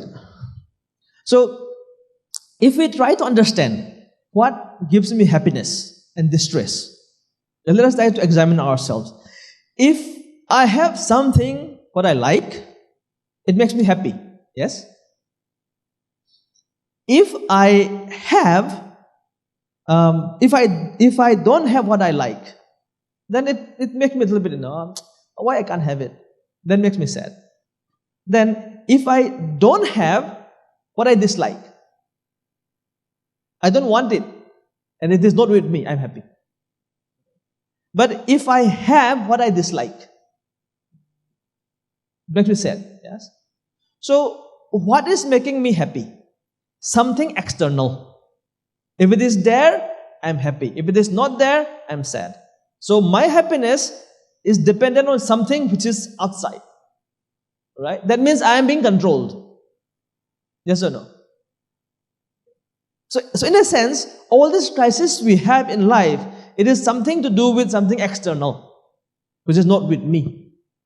All right? So is it really am I really in crisis, or is it something I am thinking I'm in crisis? All right? So please remember this. The next slide, please. This is a study done by the Harvard School about stress, how stress comes about and how it affects the body. So when we have stress, if we are in crisis, see, quarter-life crisis is a stress. Okay? So if we have that kind of stress, what happens is that it hyperactivates the central nervous system. This is the brain, the pituitary, the hypothalamus, all this. And it initiates this adrenaline release in the body. I hope you know adrenaline. This we call in biology, I am from biology background, so we call this the triple F response. Fight, flight, and fright. Fright means, in fear, you want to do something immediately. Okay, so this response is pushed by the adrenaline in the body. So when it is there, it shuts down the prefrontal area of the brain, which is used for intelligent decision making. Okay, then what happens is that when you can't take proper decision, we make hasty decision in that time. So at that time, the decision is poor, and sometimes people tend to commit suicide also. In India, we find this not only in India, all over the world. Like recently in India also, one person, he got a very nice government job, the top position in the job, and he committed suicide. Young person. And he wrote a letter that I'm committing suicide. I don't blame anybody. I'm doing this because I'm not happy. Okay. He got good education, he got a good job, respectable position. I'm not happy. Why is that? Okay. Something is missing in our education system around the world. So we'll come to that. So the next slide, please. Then how we can transform this? So Harvard, they found that when we pray, okay, or when we meditate, they checked the condition of the brain by MRI scanning, and they found that when somebody is praying, when we pray, the effect that it has on the brain is like you are speaking, you are with somebody whom you are very close to. Then it gives a very soothing response. Then the adrenaline content in the body immediately reduces. Just think, can you pray when you're angry? Like very angry, and you pray, no, I want to go. You cannot. No, cannot possible. So when you pray, you have to calm down. It calms down the body. So it has a soothing response in the body. Then immediately the frontal cortex of the brain that was shut down, it is reactivated. Okay. Then we can think rationally. Right? The next slide, please. So let's have some activity. Okay? It'll make us refresh.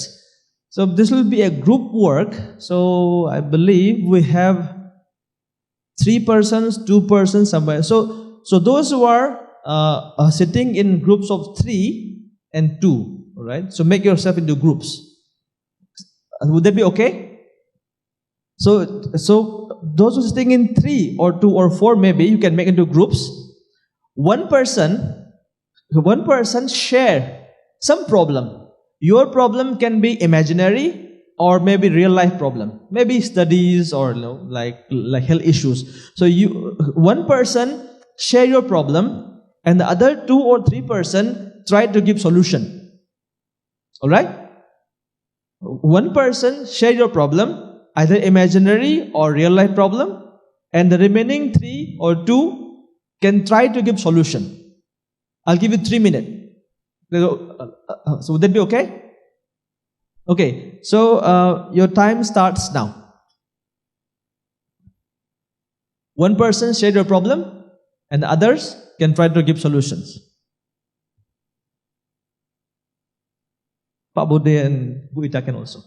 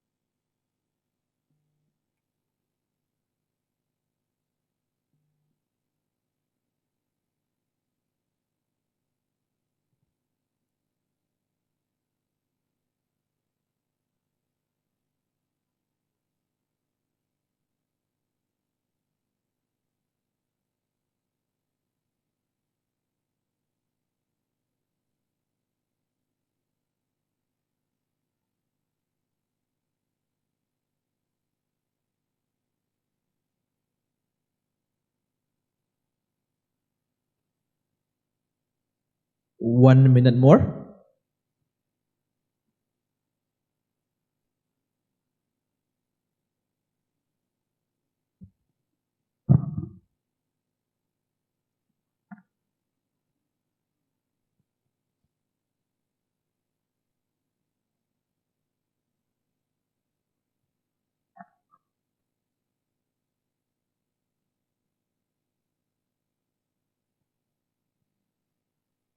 Okay.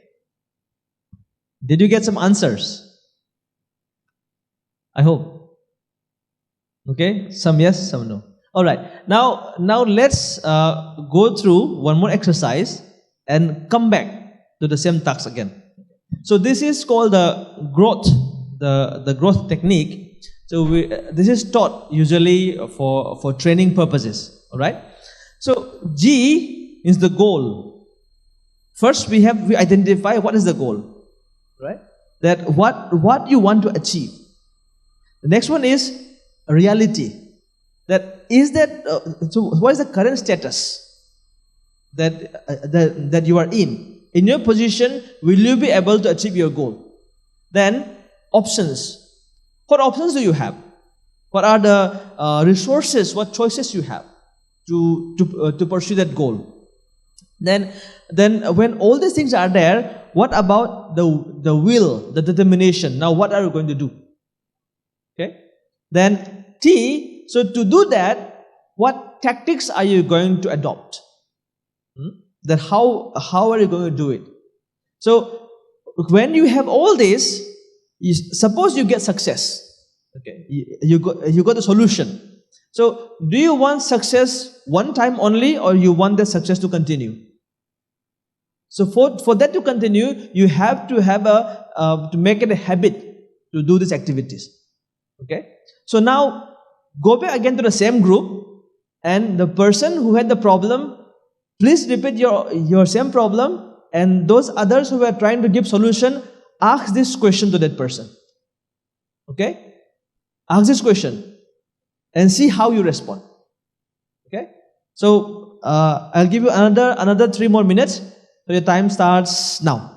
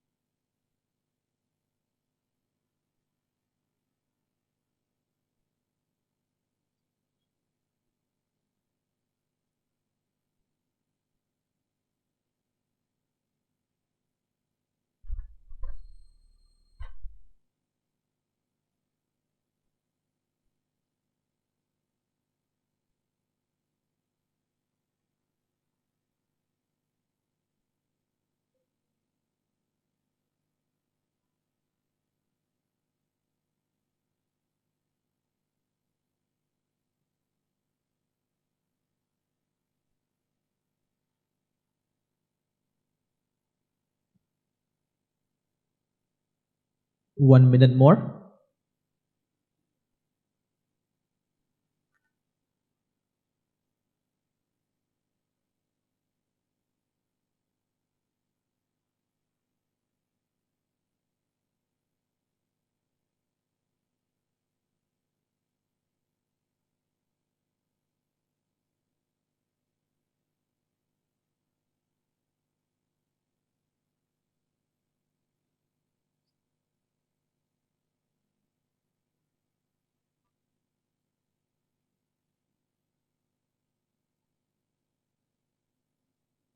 Okay. So did you get some solution? Huh? No. Anyway, now let me. We are not going to find the. We're not going to so much bothered about the solution. Okay. Now let me ask this question. In the first instance, who was giving the solution? Who was giving solution? The other person, right? Not the person who had the problems. Others are trying to give solution. Yeah, do this. Okay?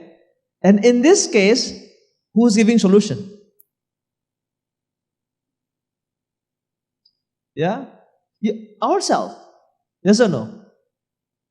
So it means I am facing the issues. I have the solution. Right? So actually, this is very empowering. Like you see, in life, we can always remember in mathematics, Bu Ita is from mathematics.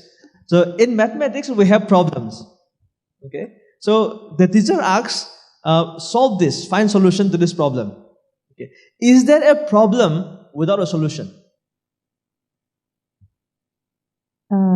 If there's a problem, there has to be a solution. Yeah. Is there any question in mathematics that it doesn't have a solution? I think no. It must have. Yeah. It must have a It solution. will have solutions. So if we say 1 plus 1 is 2, Yeah. right? So every problem has a solution. If there's a problem, solution already exists. Maybe I don't know right now. Okay, but it exists. So please keep in mind that the problem is dependent on the solution, because without a solution, problem can't exist. Okay, can you go to the next slide, please? This is very important.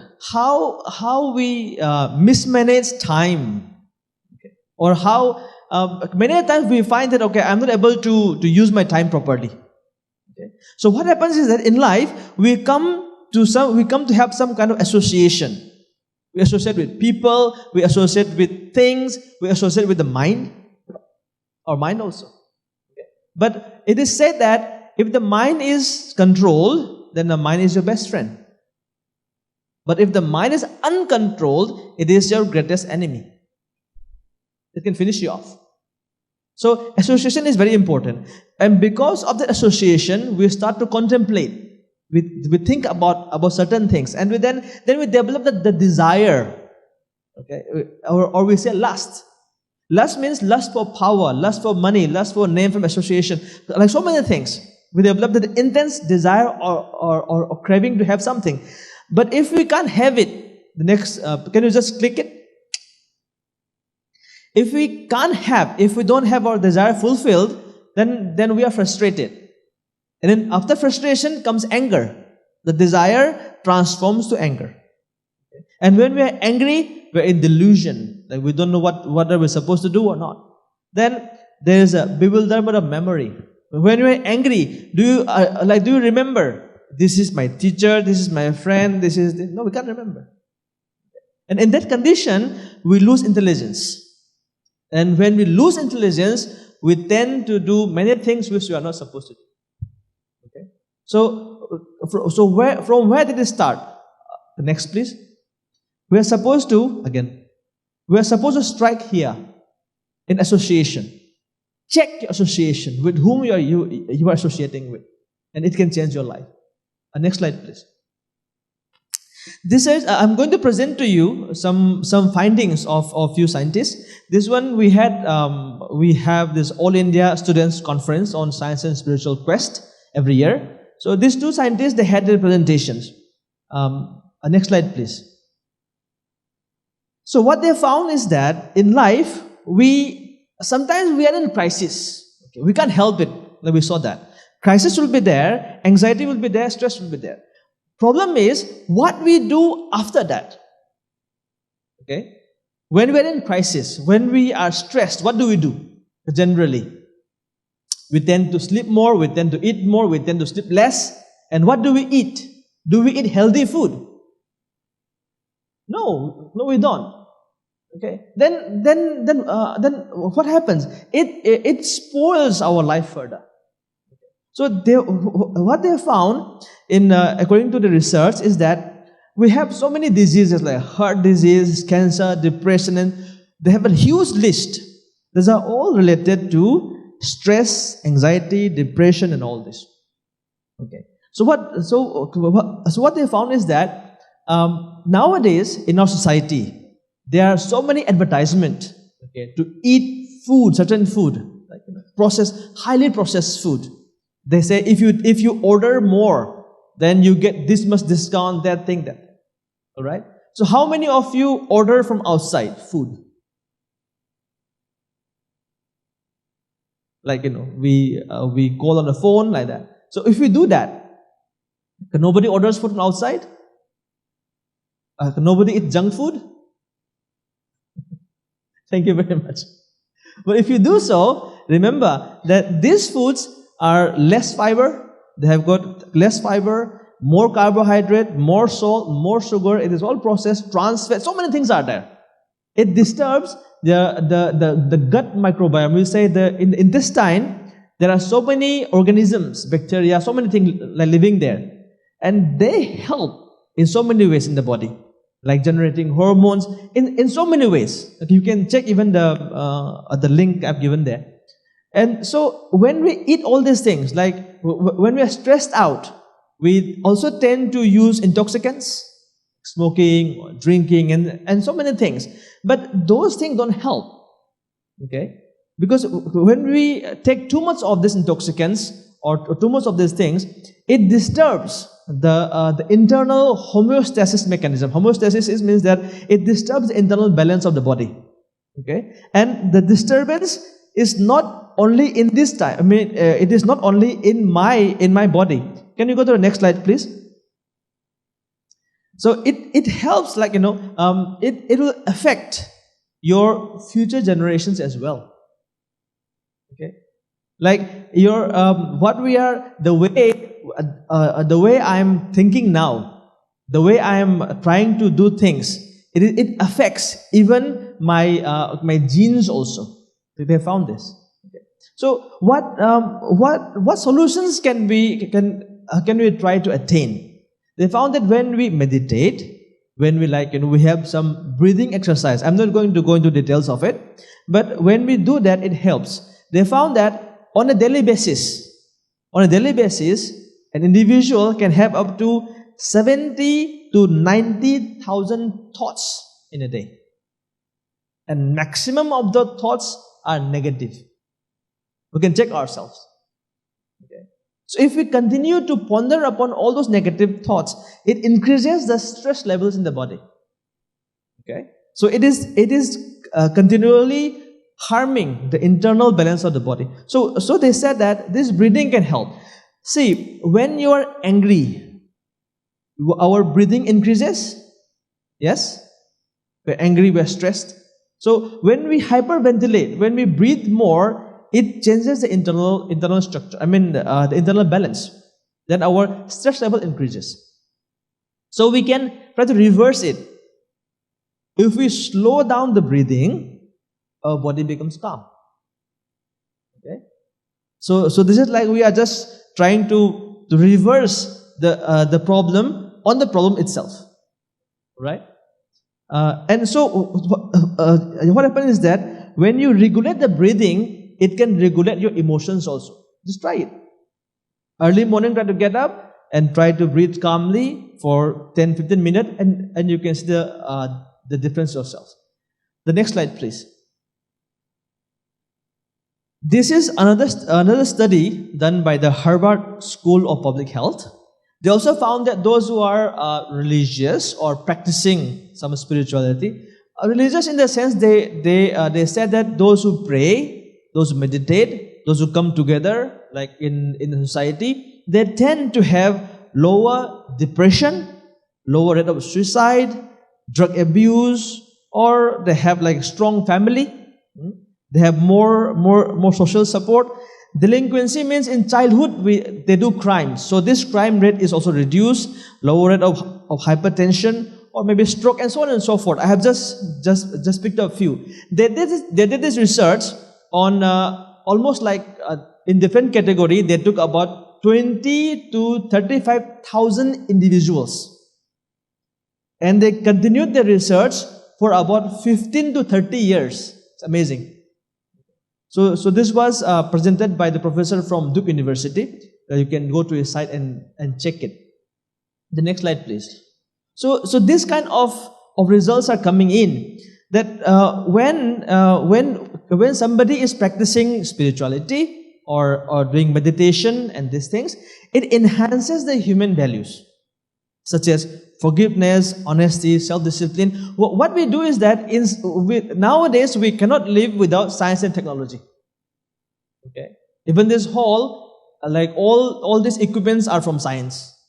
All right, in our life also. So we cannot reject science, but from science we get the physical comforts of life. Okay, but the values of human existence comes from spirituality. So if we can combine these two, then it creates the perfect combination for a good life. So when we practice this, they found that it enhances the positive emotions and reduces negative emotions as well. So then it helps to have good nervous system, good immune system, and so on and so forth. Okay. So these are the findings of the scientists. Next slide, please. So this is very nice. Okay, there is a hormone, there's a protein in the body, produced in the brain, called the brain-derived neurotropic factor. Actually, like this would have been nice if Pak Budi was speaking on this anyway. So I took it up.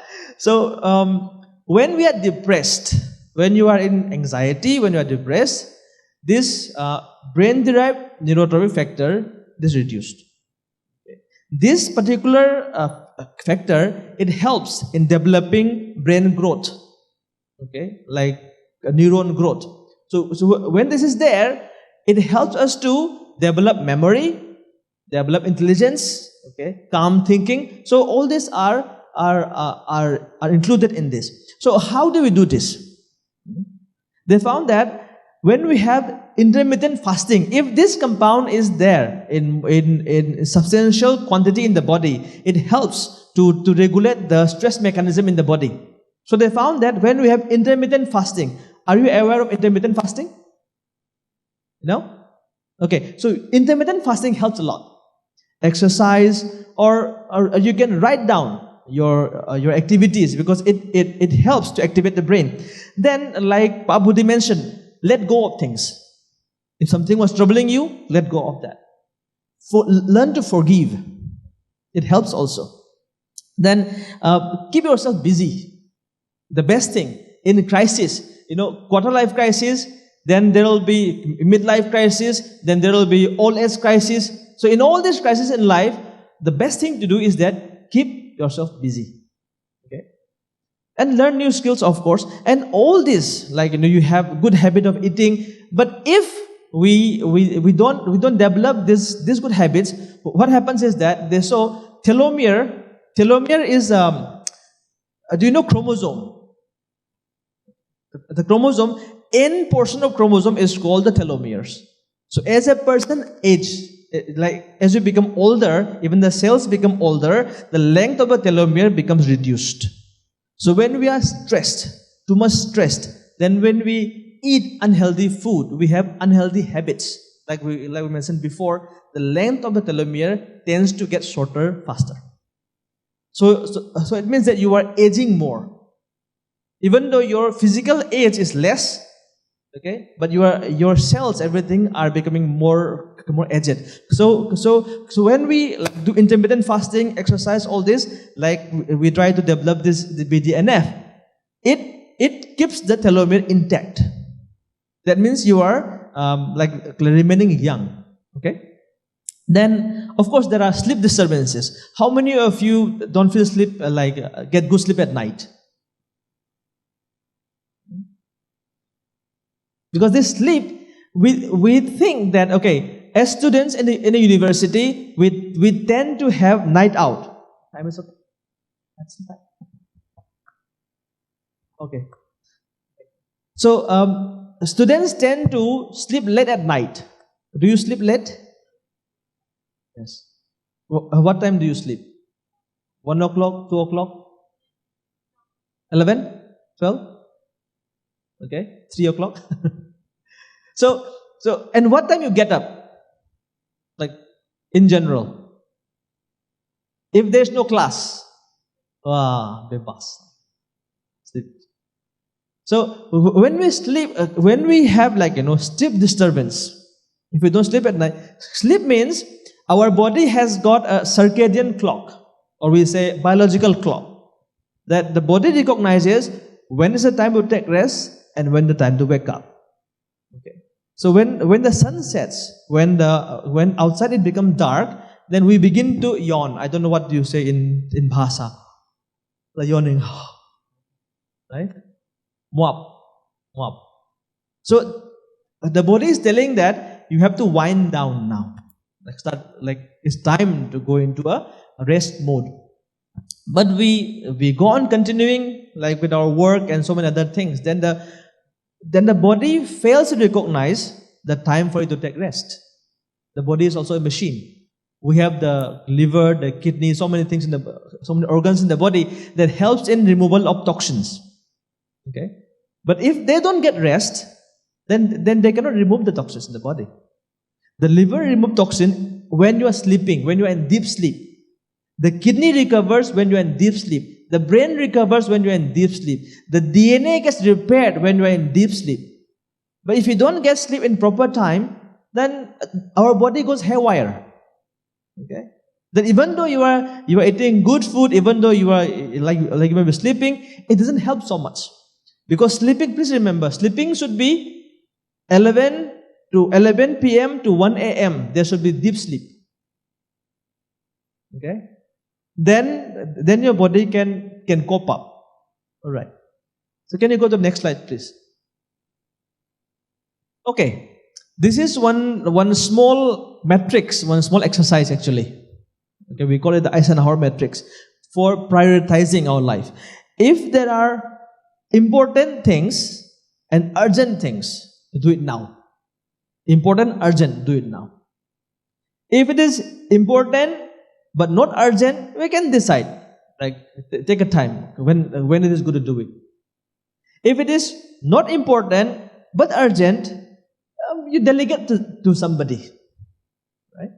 But if certain things are not important and not urgent, then just forget about it. Delete it from your life. Then it helps you to control your life crisis. Okay? Next slide, please. The next one, please. Okay, this generally is given to schools, so I'm just bringing it out again. Many of you may be aware of this. When we have goals in life, when we want to achieve some goals, just find out whether your goals are smart or not. We want to be smart, right? So, how to make the goal smart? First, check your goals is specific. What I want to do, and when, with whom. Okay. So all these things, you fix it. Your goals, it should be specific. Then it should be measurable. That within this time, how much it is progressing. If it is achievable or adjustable, your goal should be. Like, if I want to go to the moon, it may be a little bit difficult. Right now, maybe.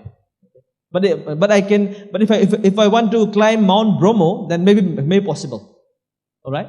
So then it should be realistic. Does it seem worthwhile? It is worthy for yourself. Is it worthy for your family? Is it worthy for society? Okay?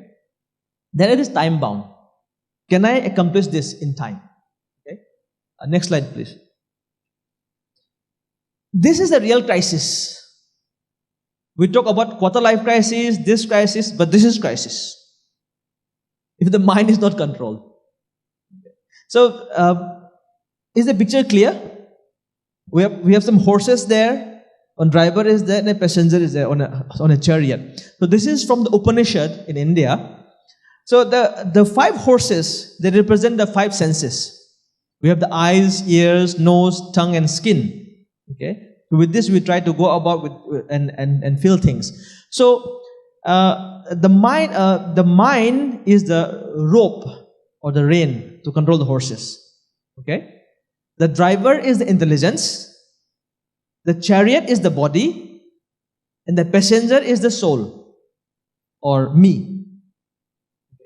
So suppose if the horses are not controlled, the driver cannot control the horses. That means the intelligence cannot control the senses through the mind. What happens? Accident. Okay. If you are going on a Gojek, okay, in a car or go-car, the driver is fully drunk. He can barely walk. Will you sit on that vehicle? Why? The risk is too much. But are our minds controlled? Can our mind control the senses? Just think about it. And we are in this body. Our senses are not controlled, the mind is not controlled. That is why we go into problems. Okay? Now if we look into it, the problems, the root cause is I myself. If it is there, then I can try to solve it. Okay? So this is a good food for thought. The next slide, please. So we know about these terms. Empty mind is devil's workshop. So it's better to remain busy. There is a story in India. This is the jinn. Do you know jinn? English they say genie, but jinn, the jinn in the bottle. So there was a king, and he found this bottle, and inside there is a jinn. And he said, let's open this bottle. Then the minister said, better not open. Like, we don't know the condition of the jinn. He said, like, what's the big deal? It's just a small genie, like small jinn. So the king, he opened the bottle. And from there came out the jinn. Ha ha ha ha. Come on. Jinn come out. And he says, you opened the bottle, now you have to give me work. If you don't give me work, I'll kill you. Okay? Then the king is afraid. Then he calls the minister. Hey minister, this jinn is going to kill me. What to do? He said, I told you not to open. Now we have to give him work. So the king gave him work. You clean my kitchen, done. You make road, done. You do this, everything done very fast. Then after a whole day, everything in this kingdom is done. Then the jinn comes to kill him. Then the king goes to the minister again. The minister tells the king, okay, I'll give him work. So he asks the jinn to cut the trees. Cut, then make them into long poles. Done. And he said to put them on the earth. To make like poles. So he asks, you climb the pole, climb up, then climb down, climb up. You continue like that. So when you go to the top, you climb down. When you are down, you climb up. Then the jinn continues. After some time, the jinn realizes, I can't fight with this person. Then he leaves. So our mind is like that. As long as the mind, you can keep the mind busy in productive work. Okay, not otherwise. Then it is easy to control. Okay? It is good to look for the meaning and purpose of life. So now we'll come to this. The next slide, please. I like this one. We sing Indonesia Raya. Yes? In that, these two lines are there. Bangunlah jiwanya, bangunlah badannya untuk Indonesia Raya. Yes? Indonesia Raya Merdeka Merdeka. We sing this all the time. Okay? But did you notice this? Bangunlah jiwanya, bangunlah badannya. Badan means what? The body. We are doing so much for the body. The comfort for the body. So many things for the body. What about jiwa? Are we doing anything for the jiwa? Because bangunlah jiwa also there. Are we doing anything about it? Yeah. So in India, in this Vedic text, we say this bangunlah jivanya means to ask the question, who am I? What is the purpose of my existence? Why am I here? If I am having this problem, why the problem is there? Many times we ask, why me? Yeah. We can a little bit reverse it. Why not me? If I'm having this problem, there must be a reason. Because I can find a solution to it. Okay. Let me go to the root of it. Let me try to work it out. Can animals ask this question? Who am I? No. Only we can do. That is why we are different from animals. We are called human beings. Because we can ask this question, who am I? What is the meaning and purpose of existence? So they said this question is the beginning of human life. If we don't ask this question, then we are no better than animals. I'm not saying this. That the scripture said this. Next slide, please. So, yeah, we say, think out of the box. Okay. But if you remain within the box, we are surrounded by the same circumstances. So sometimes we have to also come out of the box. Come out and see what things are there, how things work. Okay. Sometimes try to break some rules. See how life goes about. Okay. Next slide, please. I'll conclude with this. I'll give you these 3 R's. One is to reorganize your lifestyle. When we have anything, like in life, some things are going wrong, we have some crisis, reorganize your lifestyle. Okay. Reorganize means like, about my health, about my studies, about my work. Then reflect how things are going, where I was, where I am now, and where I want to be. Okay. Then reform yourself. Try to develop some good habits and see again how your life is. Then again, you reorganize, reform like that. Like if you can a little bit apply this in life, it can help us solve like many issues in our like daily life. I think that's it. Thank you so much. Thank you very much for your time. Om Shanti Shanti Shanti. Okay, thank you so much for Mr. Aribam. Once again, give Mr. Aribam applause. Okay, now we open the floor to the Q&A session. Participant who wish to ask question, please raise your hand. And in the discussion session, we have a door prize for the questioners. We will open the floor for the first 3 questioners. Please state your name and institution or organization before asking your question. Once again, please state your name and institution or organization before asking your question. We ask that your question to be brief and to the point, so we can give the opportunity to other participants. And well, ladies and gentlemen, who would like to ask question first? Okay. Okay.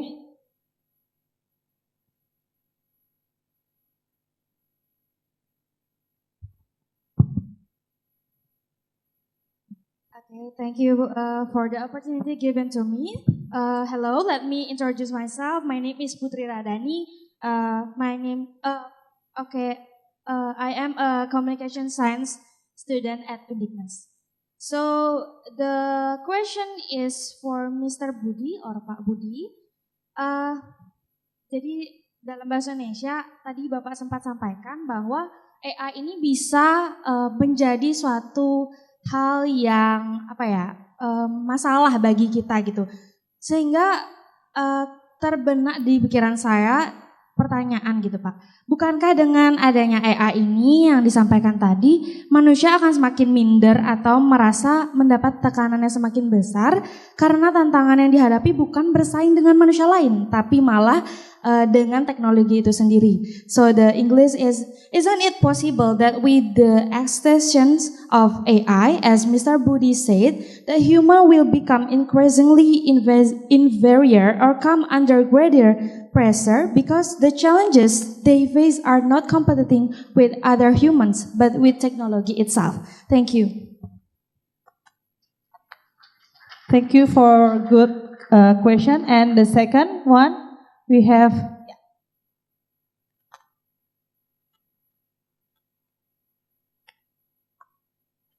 Okay, thank you for the opportunities that given to me. My name is Wayan Budi Sentana. I'm from communication science or communication studies at Undiknas University.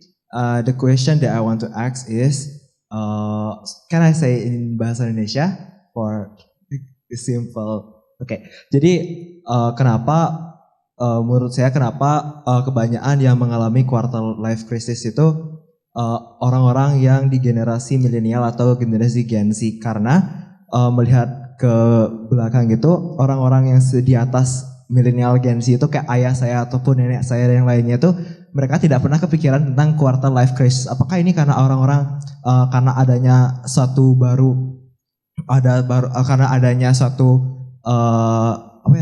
kayak suatu tren gitu, jadi orang-orang itu ikutan merasa quarter life crisis. Jadi kayak mereka tuh ikut-ikutan ngerasa, oh ya aku juga ngerasain kayak gini. Padahal mereka tuh kayak ya udah jalanin hidup aja. Apakah itu karena ada suatu gebrakan dari gen milenial atau Gen Z atau gimana? Karena orang-orang di atas milenial Gen Z itu jarang ada yang merasakan seperti itu.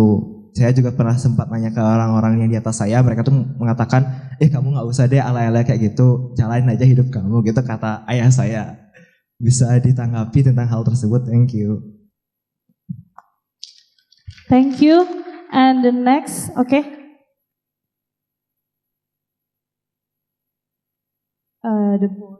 The boys.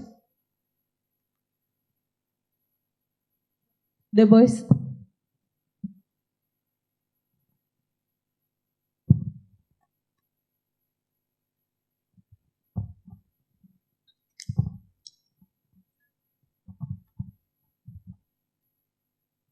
This.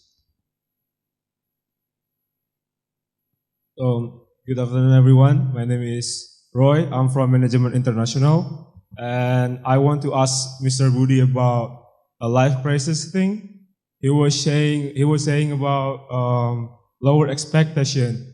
Meanwhile, like nowadays, is a lot of competitions among others, like challenges, and it's also like when we look up to some celebrity or successful people, they always said like, put your standard high, like keep dreaming, like, set your goals high.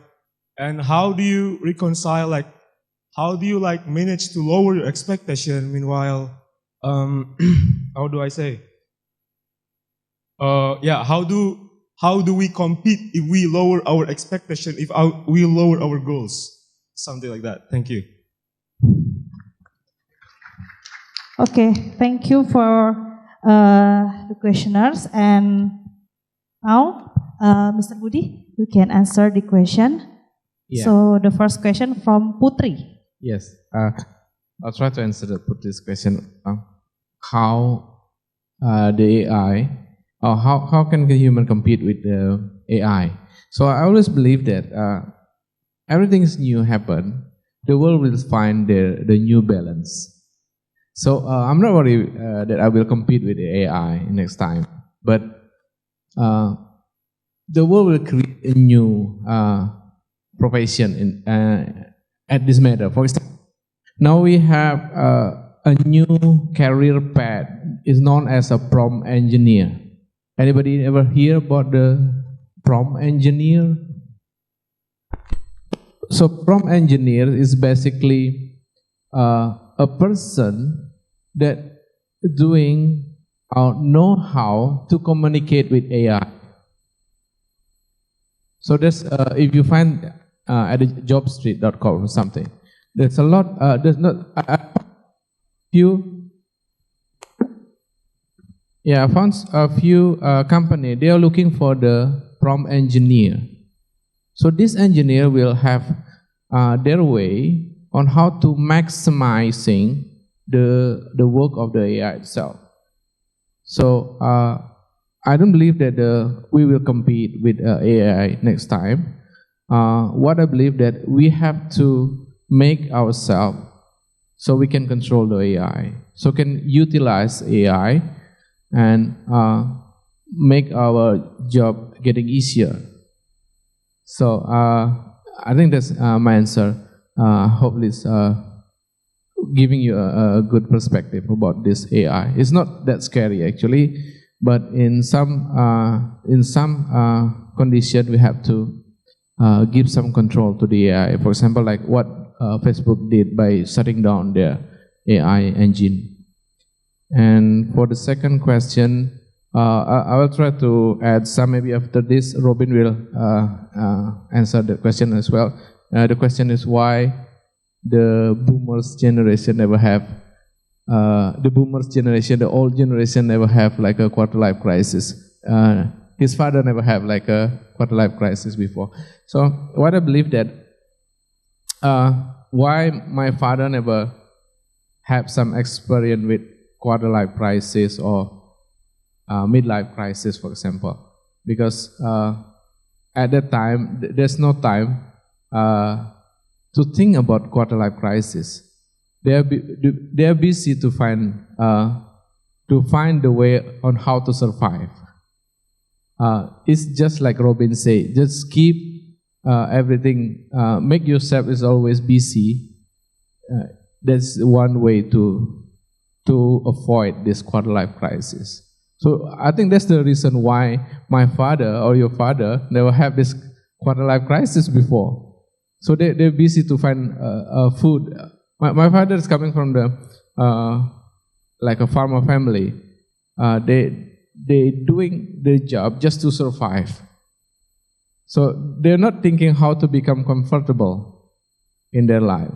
So maybe that's the difference when current children or the Gen Z or millennials, they are equipped with a lot of facility. Even when they just born, they already have their facilities. So they are in the comfort zone. So when they have a new condition, a new zone that require them to solve some problem, they are not trained to solve the problem. So I think that's triggering the quarter life crisis. And most of the people, or most of the society that have some quarter life crisis is coming from the Gen Z. I think that's my opinion. And for the last question, I said before, we need to lowering our expectation about something. But I also said that there's a two-way to passing the quarter life crisis. Whether to challenge yourself to become better than what you have right now, or you can try to adapt by lowering your expectation. So there's nothing wrong there.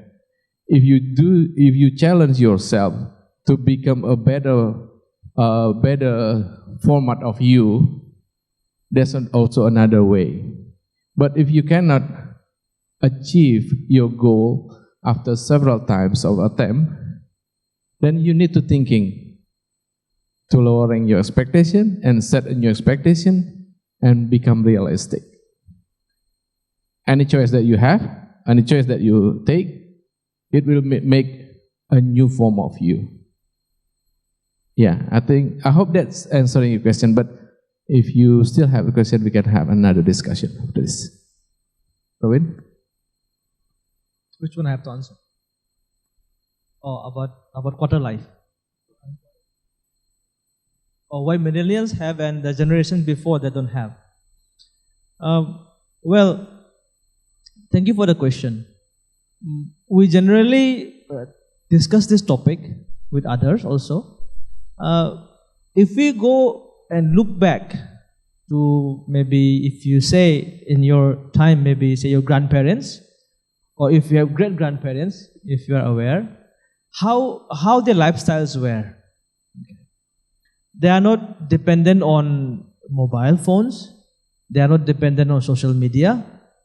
What goes around in the country or around the world does not seem to affect them most. Okay, so they go on with their life. And how they go on with their life is very productive. Like Pa Budi said, they were trying for survival. But their survival was with a meaning. Okay? They were surviving for their family, they were surviving for the society. And their life was sustainable. Now the UN has given like some 17 or something sustainable goals. Okay?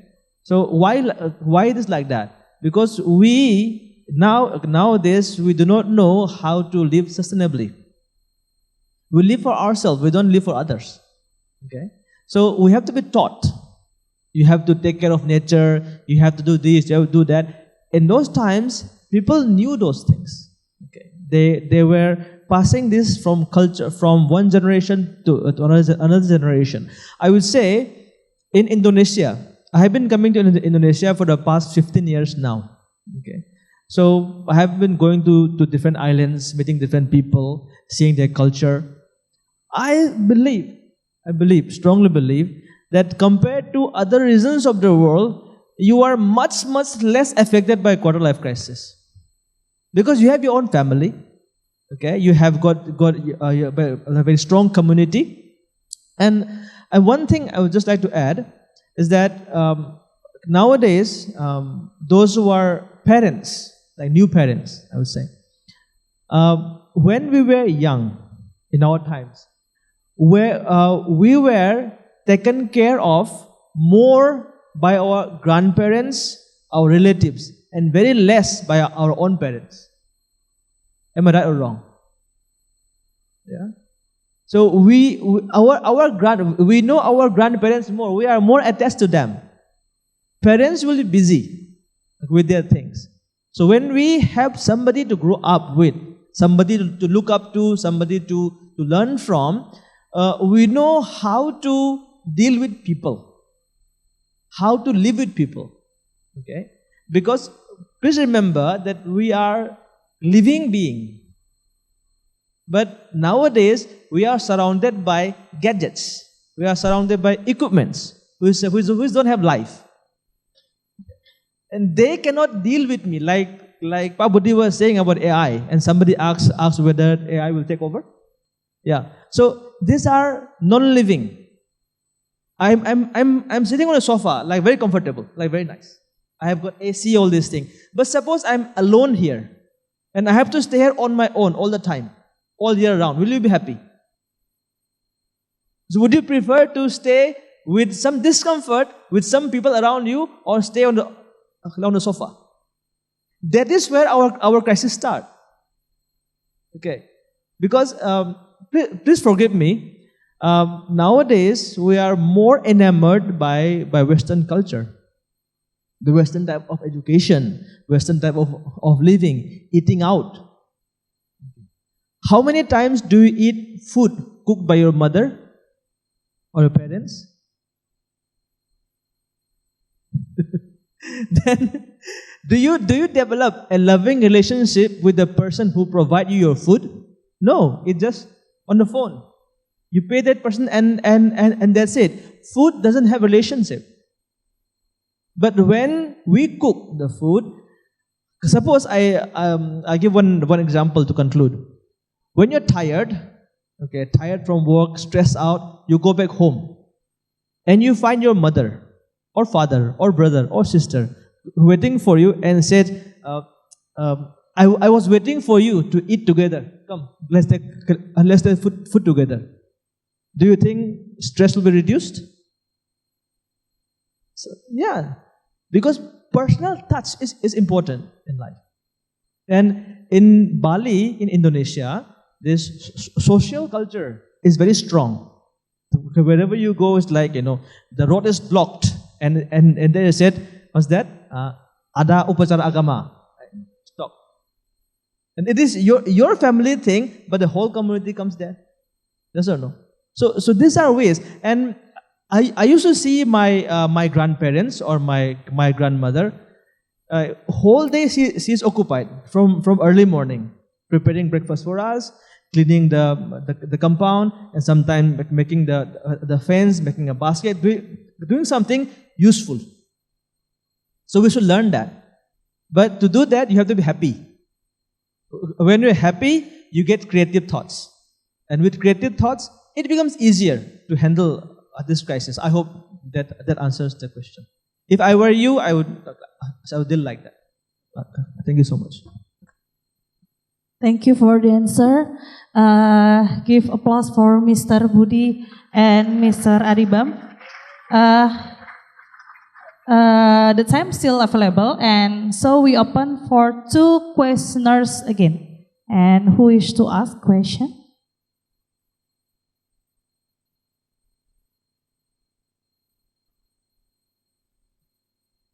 We still open for 2 questioners. So, who wish to ask?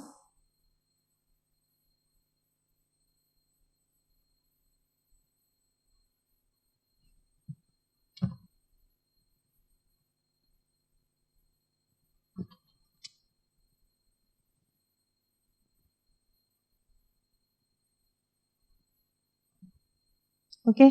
I think this is my opportunity to ask question for Mr. Budi. I have one question. Okay.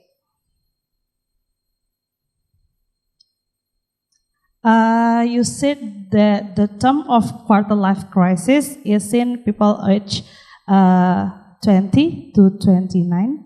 So I think now I'm in quarter life crisis period. And I want to ask, how effective are AI-based mental health tools compared to the traditional therapy in addressing the emotional struggles of the quarter life crisis? That's quite tough question actually. I don't have personal experience in using that kind of tools before, so I don't have much example to explain it to you. But personally, I believe that just only tools. I mean, personal touch still needed. It just can help you to to reduce the anxiety that you have when you're dealing with a very busy schedule. It's commonly happen in the developed country where not so many people have time when they want to talk each other. Like I said before, when I'm going to the office, I just sit there all day without talking to the other. Means that they make their own boundary. Means they don't want to be disturbed. So it's impossible for me to talk to them and say the problem that I face. It's very difficult to do that in developed countries. So maybe this kind of tool will be more useful in this developed country rather than Indonesia or in other development country. The other reason is because also the funding or the budget that we need to hire people in development country is more reasonable than the developed country when they're using the real human to help to reduce the anxiety and also to pass the quarter life crisis. So I think that's the answer. It depends on the situation that we have. But for Indonesian's case, if you're coming to someone let's say psychiatry or psychologist, they will easily find in Indonesia rather than in developed country. Yeah, I think hopefully that's answering it. Okay, thank you for the answer. Ladies, our discussion has been very interesting, but the time is limited for us. So now I will deliver the closing statement. Thank you to our esteemed speakers for your insightful presentation and to all participants for your engagement. We hope this seminar has provided new insight and inspiration for managing the quarter life crisis through scientific and spiritual approaches.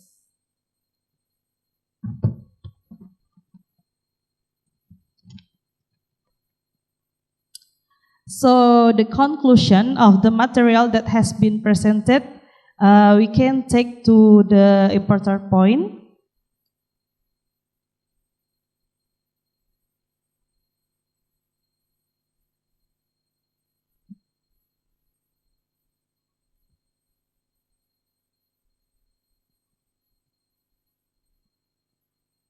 Okay, the first, the study concludes by suggesting that AI can provide practical solution for managing career, uncertainty, financial stress, and personal identity challenges. Although human oversight remains crucial for effective use. And the second,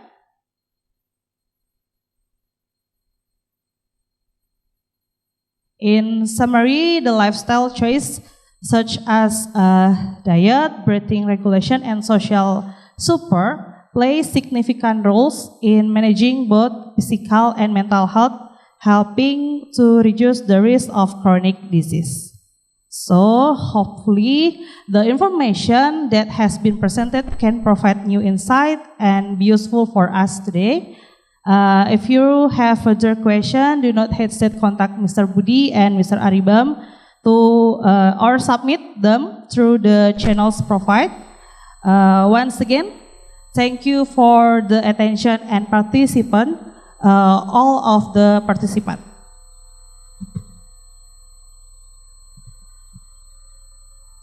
That might concludes my role as a moderator. I apologize for any shortcoming. See you at future events and thank you. Have a great day.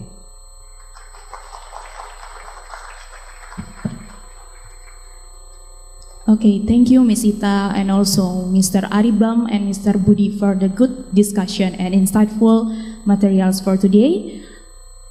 And before we remain our event into the next agenda, I would like to invite for the questioner before that ask the question for the presenter or for the speaker to go to the stage to get merchandise from the speakers. Okay, or Miss Putri, Mr. Saputra and Roy. Can you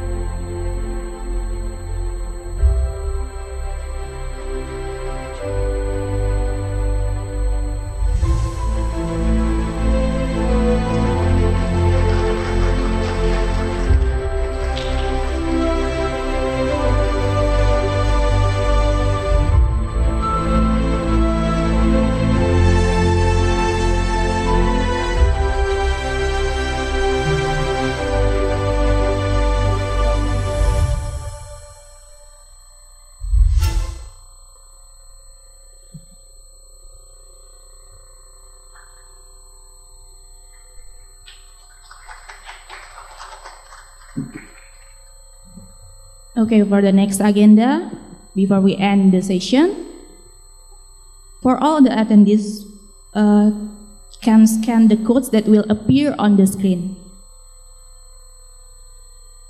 Maybe for the operator can give the QR code on the screen.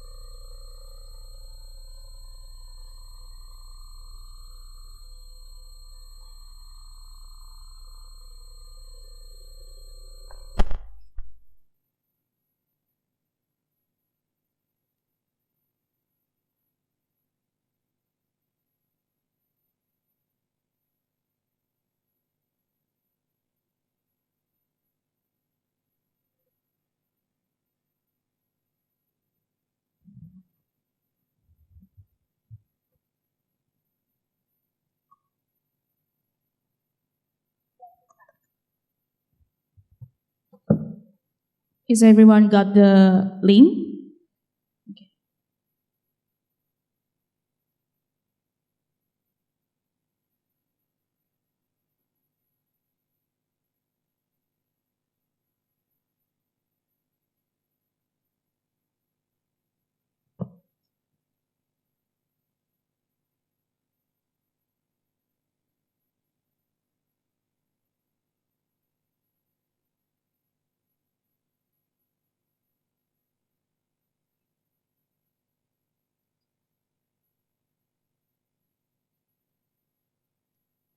Okay, on behalf of the organizing committee, I would like to express appreciation to our honorable speakers and also moderator for their invaluable insight and discussion. But before we close the event, allow us to give a certificate of appreciation to our speaker as a form of appreciation. For the speaker and also the moderator, please stay on the stage, and I would like to invite Mr. Aditya to give a certificate to the speaker.